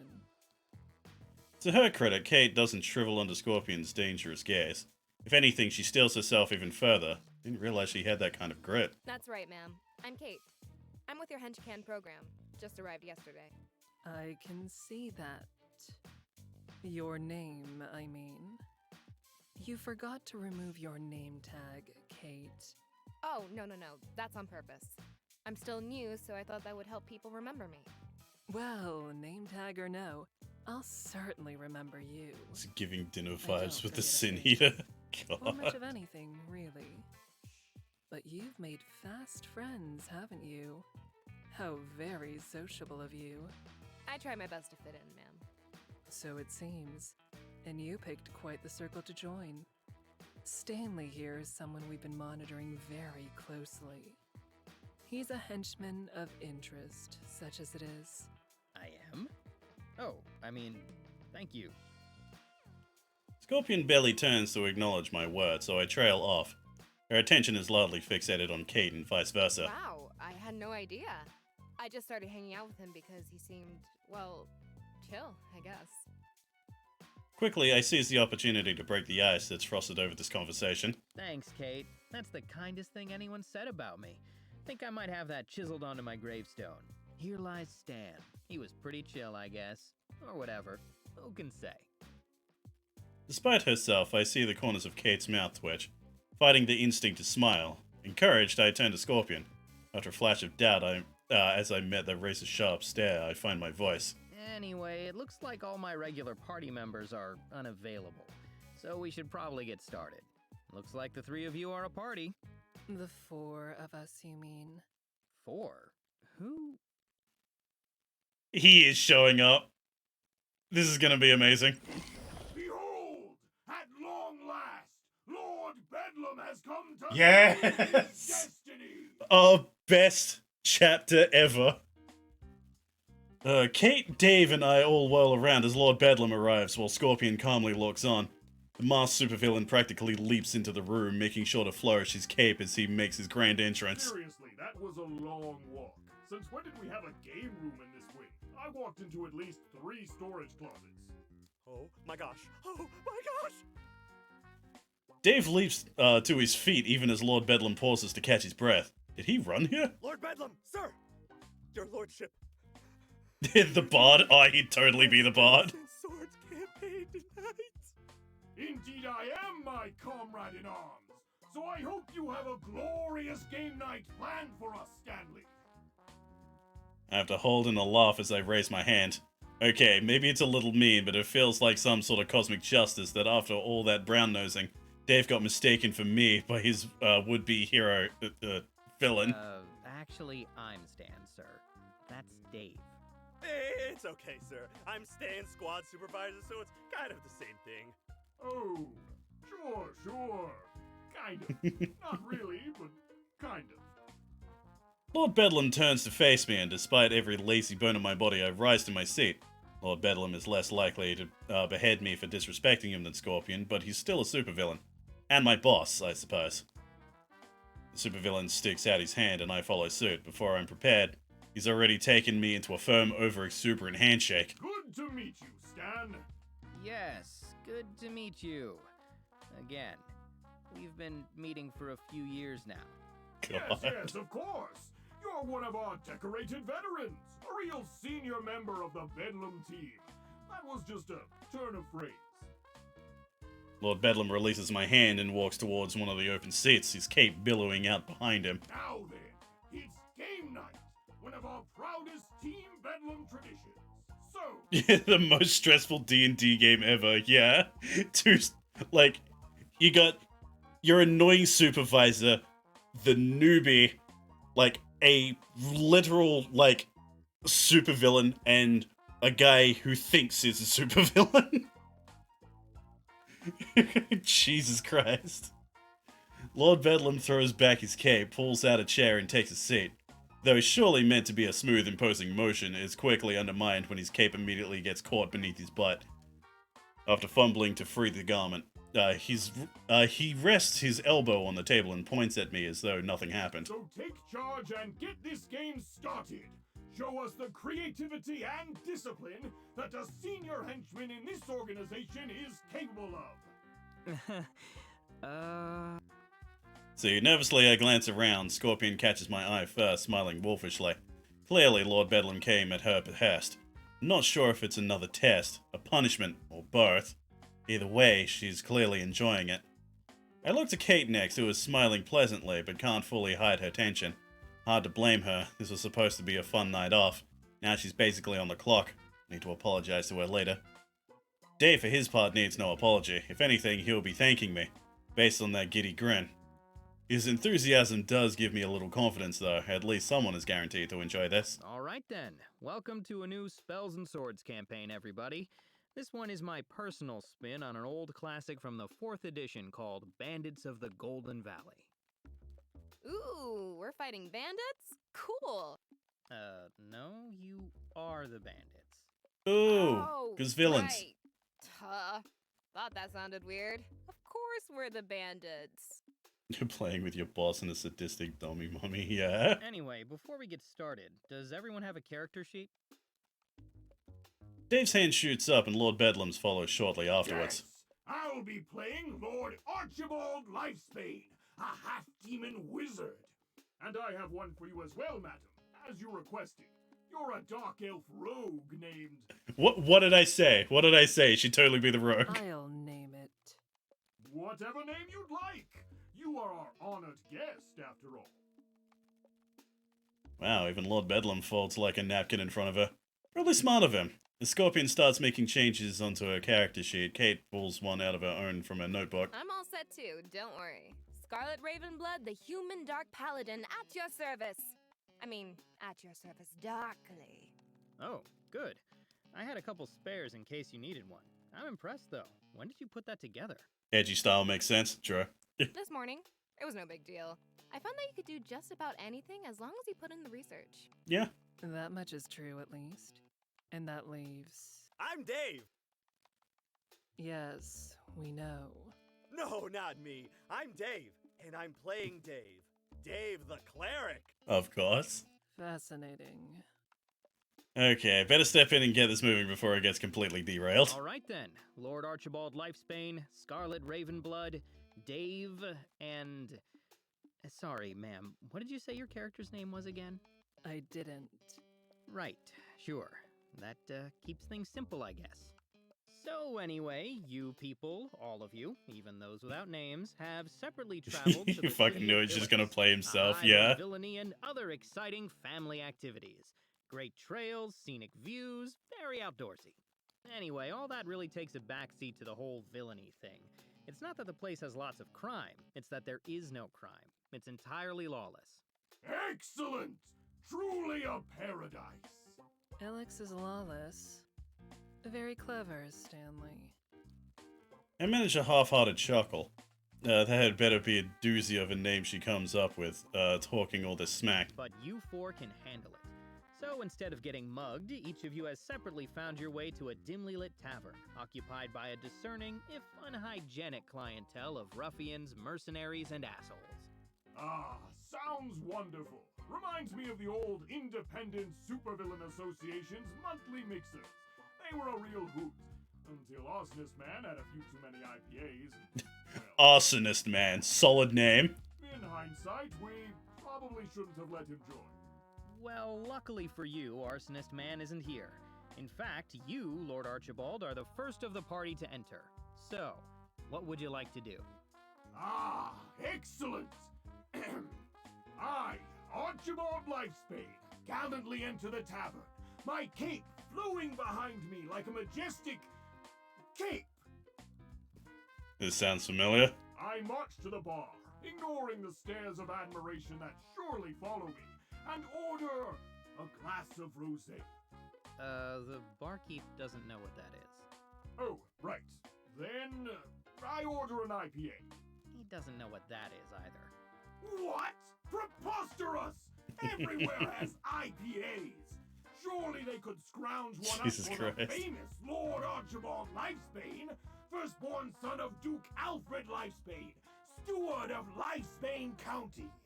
You're right. Sorry, Lord Bedlam. My mistake. The barkeep brings you an IPA. Arsonist Man heard he just cast Fireball. Shut up. This is going to be tricky. Better move on to someone who can't threaten my life or career. Anyway, Scarlet Ravenblood, you enter the tavern next. What do you do? Oh, already? Okay, hold on. A lone warrior strides through the door, armor clanking as they move. It glints in the dim light of the tavern, but darkly, for it is as black as the deepest pit. And so is their soul. Bitch. The warrior's name, Scarlet Ravenblood. That's me. As I arrive, my violet orbs scan the room. Wait, sorry. Did you just call your eyes orbs? Yes, shut up. You can't just use eyes all the time. That's boring. You should be very... Anyway. Yeah. Orbs. Very descriptive character. Secluded Yeah. table in the most shadowy Player part of the character. tavern. Fucking idiot. And I walk over, armor clanking. I take a seat and call for a waiter. A dwarven woman approaches. What will you have, moody-looking stranger? An ale. The darkest ale you've got. Like, really super dark. The waiter leaves and soon returns with your ale. It's definitely dark, and it tastes kinda grimy.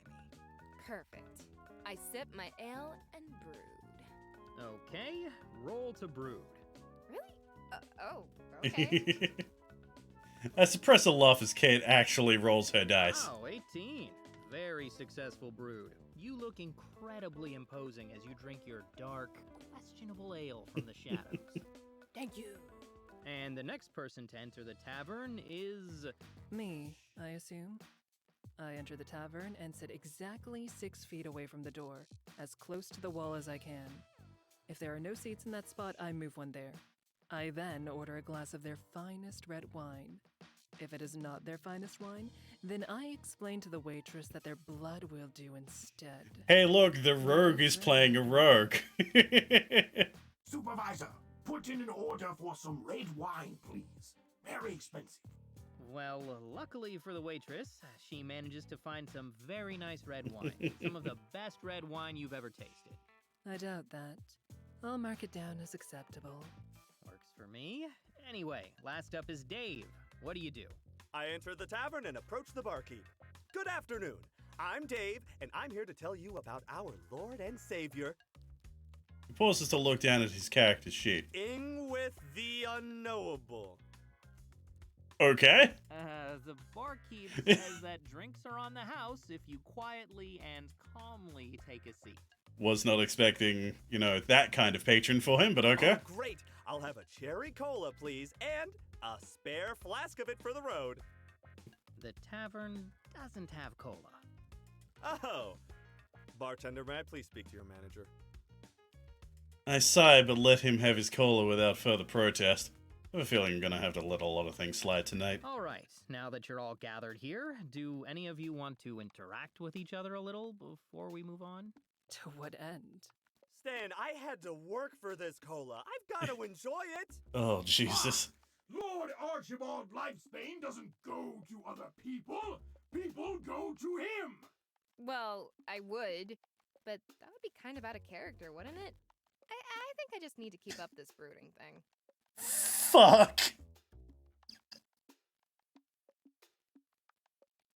This is like every DM's worst fucking nightmare. Holy shit. Okay, I can see that this group is going to need some extra nudging, maybe even outright hand-holding. Should have expected that, I guess. Kate and Scorpion definitely haven't played before. Bedlam is too wrapped up in their own character to notice much else. Freudian slip. And Dave is Dave. All right. DM's well, worst time nightmare, passes actual and stressful. Everything Yeah. seems normal. That is until you hear the marching of armored feet in the distance, but growing closer. Then, suddenly, the door bursts open. A squad of armed men enter the tavern, wearing blue tabards emblazoned with a golden griffin. It's clear What is that this, they Warcraft? are guards or soldiers, which is weird because Ilix has no guards or soldiers. Their leader, a stern man with a wide, flat face that looks like it's been pounded out with a meat tenderizer, steps forward and points towards Lord Archibald. Lord Archibald Lifesbane, you have been found guilty of crimes against the kingdom of Stoltorum. In the king's name, come with us to the palace so that you may receive a punishment befitting of your family's station. Ooh, I get to be the star of the plot? I mean, how dare you make such baseless accusations? Fully I may have alive. committed many crimes, but never against my own kingdom. How dare you sully the Lifesbane family name with such slander? The king will be the judge of that. Now come with us. Nonsense! Lord Archibald Lifesbane surrenders to no man, or woman, or 63% of the world's known monsters. Alright, that's very specific. If you dare to seize me, then you shall have to contend with the might of the greatest wizard the Lifesbane line has ever seen! Well, not yet. You're only level 3. Hey, at least he has his The subclass. greatest wizard the Lifesbane family has ever seen! And the aid of any soul who cannot stand the sight of such imperialism in this free city. Oh, I'll help you, Lord Archibald. I cast my healing spell on Lord Archibald. But he's undamaged. Are you sure? Absolutely. I have to help in whatever way I can. I stare in confusion at him for a moment before rolling some dice for sure. Wow, look at that. Lord Archibald is at full health. Yes! I'm really getting the hang of this. Yeah. In fact, you're so good that the leader of these guys has decided you need to be taken care of. So he tells one of his men to get rid of you. So the soldier walks up to you and I roll another dice. punches you in the face for 3 points of damage. Oh, man.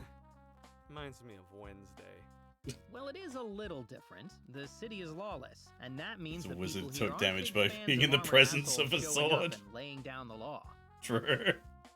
So, by punching you in the face, the guard has created quite the commotion, which means it would be the perfect time for someone else to step in.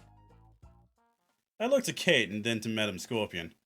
Okay, so this scenario is a little obvious, but they're both new, so I figured it would be good to start with something that gives them a lot of freedom to try stuff. They both remain silent. Anyone? Why?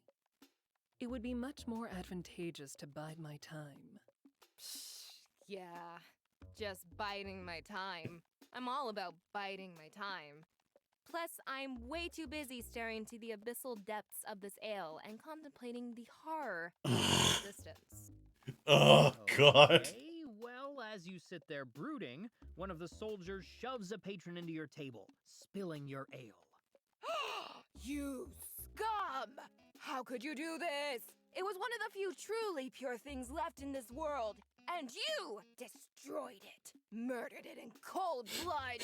I unsheath my sword. No. Don't rush into things, dear. All that bravado won't be necessary. Just leave this to me, Besides, I believe you've used too many actions for one turn. What, 0? What? No, I haven't done any actions. I just started. And I, as I always do, shall finish it. Finish? But, meaning no offense, madam, I had a big plan and Game Master!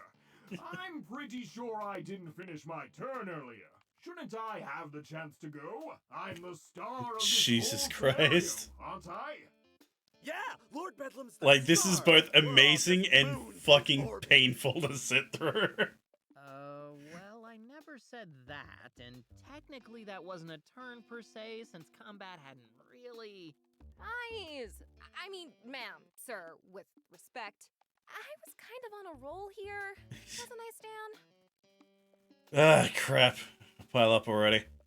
Now, technically, there are statistics and dice rolls that determine who goes when, but the first thing you learn when you run a game is that these are malleable. The reality is that the person running the game can always choose to bend the rules. Sometimes when things are going off the rails or players are new, that stops the game from devolving into chaos. Like right now. It's an easy encounter, so whoever goes next is likely going to dictate the plan and outcome of the battle. So who should I let make the next move and set their plan into motion? I kinda don't want Madam Scorpion to cut my dick off, so I'm gonna let her go next. That Madam Scorpion is right. It's her turn. It's the biggest test of improv for a DM ever. Oh, yeah? Try to hide the wince as Kate sags back in her chair, disappointed, and avoid looking at Lord Bedlam. Luckily, Scorpion makes it easy for me to redirect my attention. She's just effortlessly magnetic. Supervillain smiles slyly and shoots me a knowing wink. I have to cough and shuffle my papers to maintain my composed facade. It's like she can short-circuit my higher functions at will. Is it because I'm hypnotized or terrified? Or aroused? I'm gonna nuts! Well, go ahead. Still don't know your character's name, actually. Oh, that will become self-evident momentarily. But first, I have been sitting in shadow for some time, yes? I should be able to activate my star sign synergy ability, Dark Cowl. Okay, so she's done her research. I guess? Yeah, it says here that you should. Wait, you activate your what? An unwieldy name, I agree. It functions as such. Everyone is born under a certain star sign, which grants them a certain power they can activate once per day. However, if you are playing one of the star sign's synergy classes, you can exchange it for a more specialized ability that is used every 2 days. Okay. At any rate, I should have a Sounds bonus like to some my bullshit. seeking abilities, correct? Yeah, that's right. You just learned that really fast.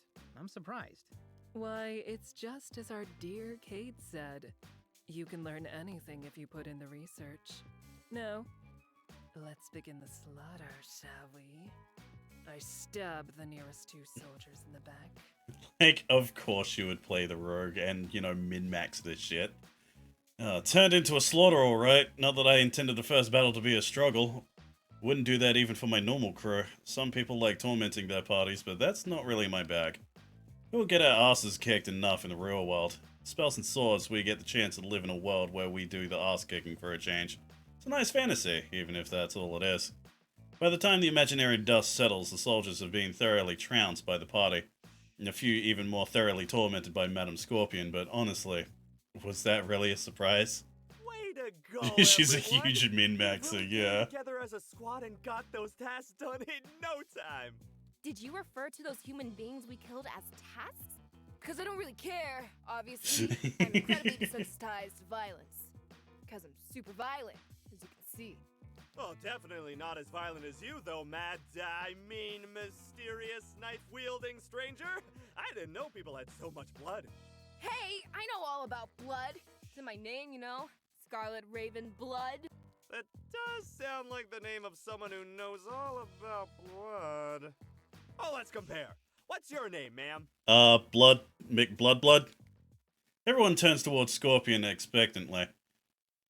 Now that she's been asked directly, she can't avoid saying it, assuming, of course, that she came up with one. Me? Why, I'm deaf. Right. Shit, it's pretty dark. She's the most edgy. She wins the edge off. And fitting, too.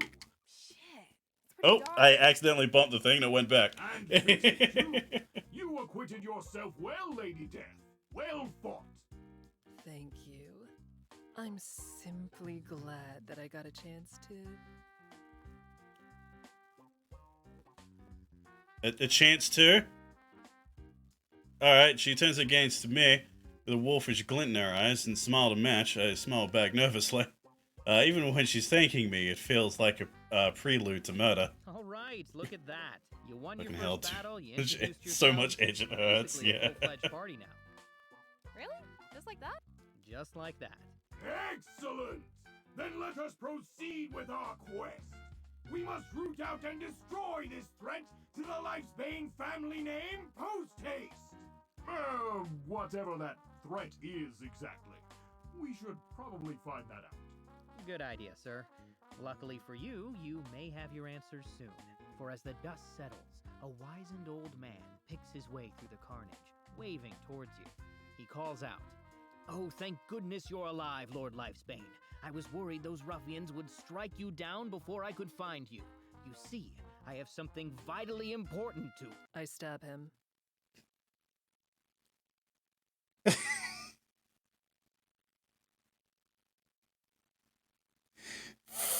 Why? She's a min-maxing murder hobo. God fucking damn it.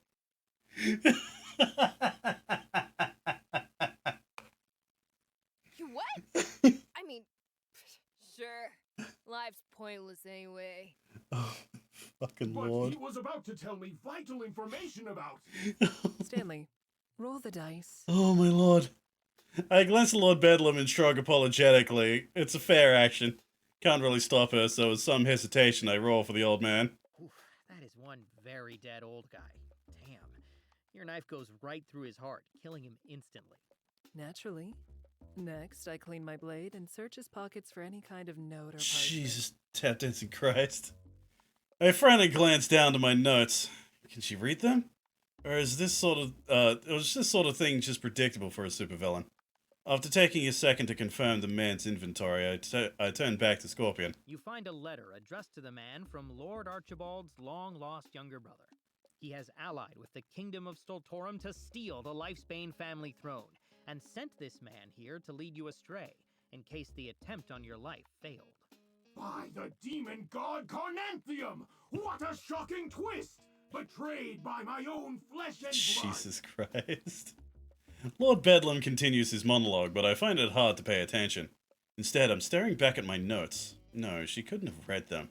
There's no opportunity for her to. Maybe she's just that good. She figured out the battle system in no time. Yeah, she figured out the battle system in no time, after all. I feel someone staring and look up to find Kate frowning in my direction. She's thinking the same thing I am, isn't she? I shrug and chance a look at Scorpion before moving on. Maybe one day I'll find something worth risking her wrath for. This isn't it. Eventually, Lord Bedlam runs out of steam and the party moves on.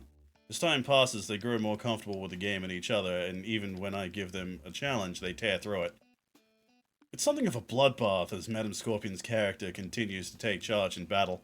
No one dares to challenge her leadership despite Lord Bedlam grabbing a sliver of the spotlight whenever he can. As the imaginary bodies pile up, I notice that Kate has a harder time putting energy into a grim performance as Scarlet Ravenblood. Maybe it's just brooding fatigue. I guess I can't blame her. After many battles and nearly his many monologues, they raid the capital of Stoltorum and face off against the King of Stoltorum in his throne room. Naturally, the king turns out to be Archibald's long-lost brother in disguise, and he turns into a dragon, and yeah, things probably got a little too complicated. Nonetheless, the party manages to whittle away the dragon's health until it's almost nothing left. The next attack should kill it, and somewhat perfectly, it's Lord Bedlam's turn. I can't believe they had legit character development during the LARP. It's not a LARP. Just, All right, yeah, boss, it's this is it. He's got totally not basically D&D. no health left. So just pick the spell that you want to finish the fight and watch the show. Excellent! Excellent! At last, Lord Archibald Lifesbane shall have his revenge! But I hesitate. No, I can't do it. Even for all he has done, I cannot strike. How long do they play tonight? Damn. Yeah, if they're fighting a dragon, they're played to the point where they're like, what, level 18? Wow, that's a great quote, sir.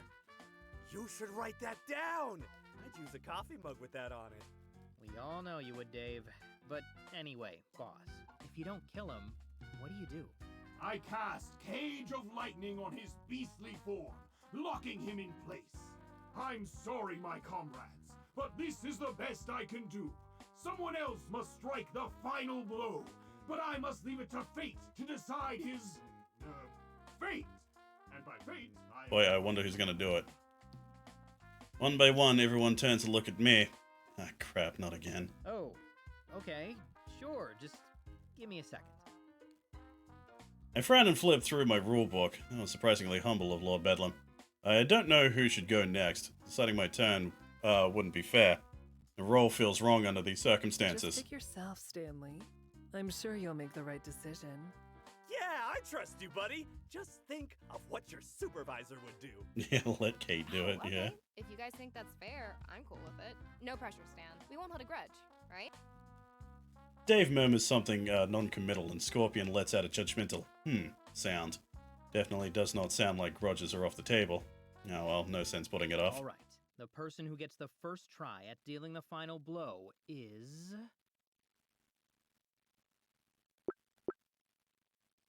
Let's let Kate do it. Scarlet Ravenblood.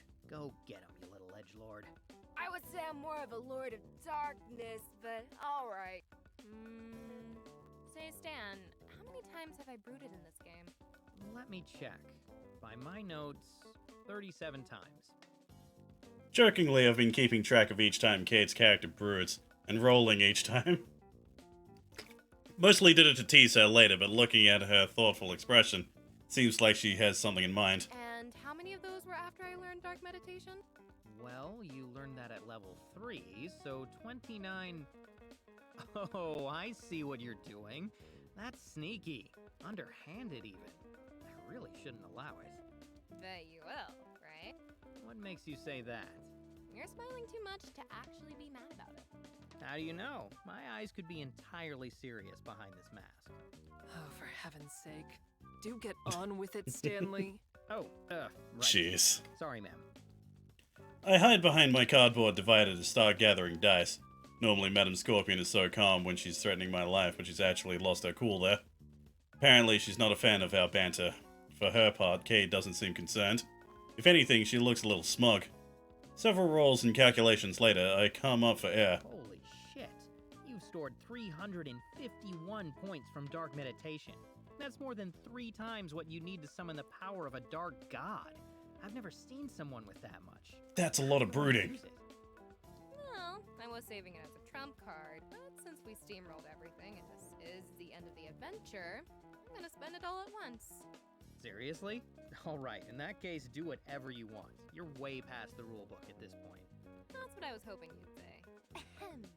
I raise my obsidian sword in the air and call upon an ancient dark power from This is so the depths of stupid, the but I love it. abyss, where no light can ever reach.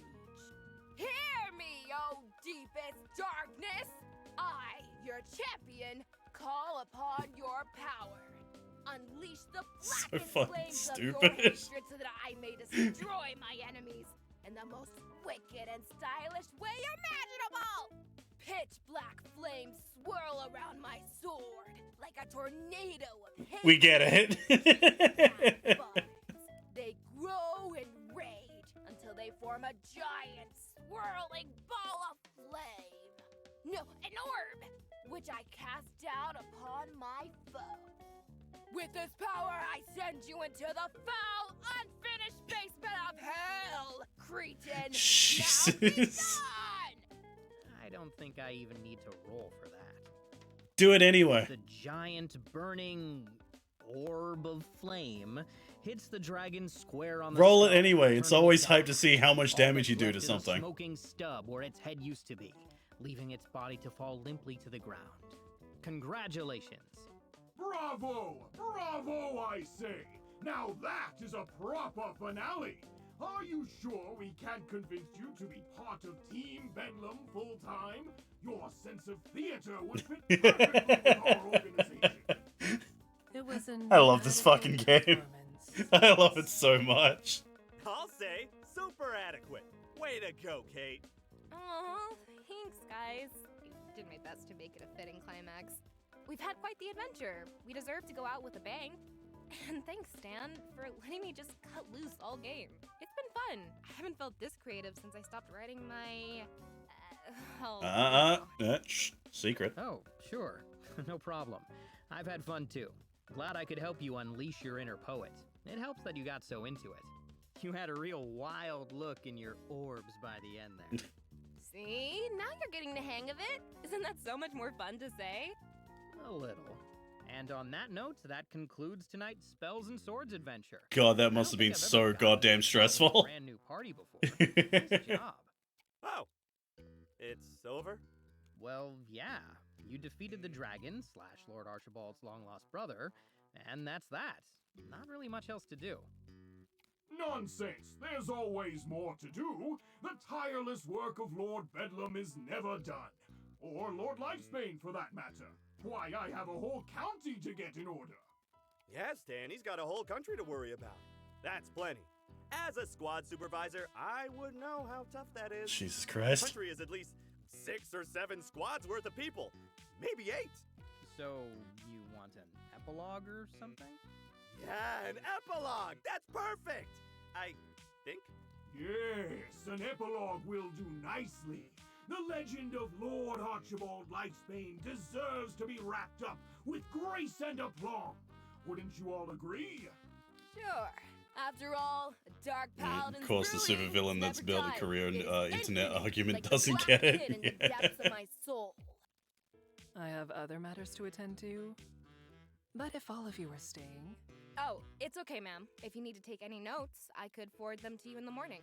So eager to be rid of me? No, of course not, ma'am. I was just... Trying to be dutiful, I know. A kind gesture, but misguided. It's not the game I'd be taking notes on, but the players. Of course. I glance between the two women for a moment. I feel like I've missed some subtext here. It's been a weird tension between those two all night, but I can't pin it down. Well, if you're all staying, then I guess we might as well continue from where we left off. All right, you're all still in the throne room. Wow. And so we continue on, playing until late into the night. Don't have much of a plan, and there isn't enough time to create another sprawling adventure, but no one seems to mind. When Madam Scorpion and Lord Bedlam showed up, I thought things would be awkward and claustrophobic. But it's actually been one of the more entertaining one-shot S&S sessions I've ever had.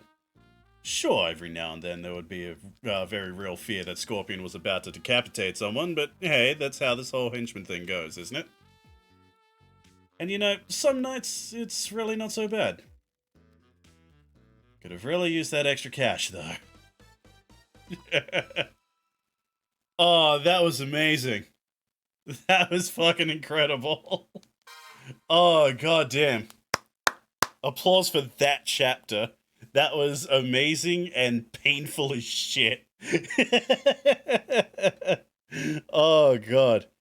But yeah, like I said before doing that chapter, I always took the job just for, the first time was blind and the second time I want to do, like, specific things.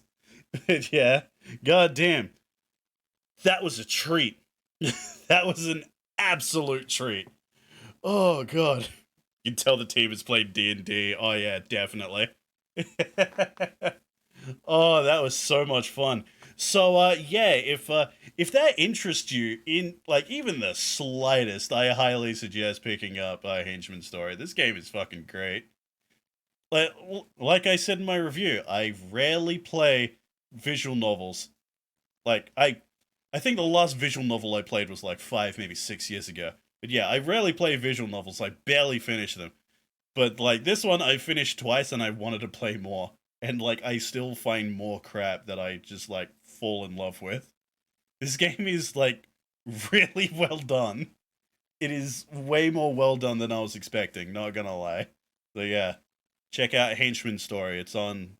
I think it's on all consoles plus PC. So, yeah, it's on pretty much everything. So, yeah, go check that out. And once again, shoutouts to Silk and Sail for, both the review code for, when I needed to do the review for Switchaboo and, shouting out said review. And the review code, goddamn. This is This game is so good. This game is so good. So anyway, guys, thank you so much for joining me. Tomorrow is Tuesday, and tomorrow is the release of the Steam edition of No Straight Road. So we're going to be checking that out. Like, it's not just a port; it's actually improved. It's an improved port with more shit. I cannot wait. I cannot bloody wait. I love No Straight Road so much. I am so glad to have it. You know, technically it was on PC. It was on Epic Game Store, but it's Epic Game Store. So anyway, guys, thank you so much for joining me, and I hope to see you guys tomorrow for more No Straight Roads. Hell yeah, I can't wait to get back into that. Ciao.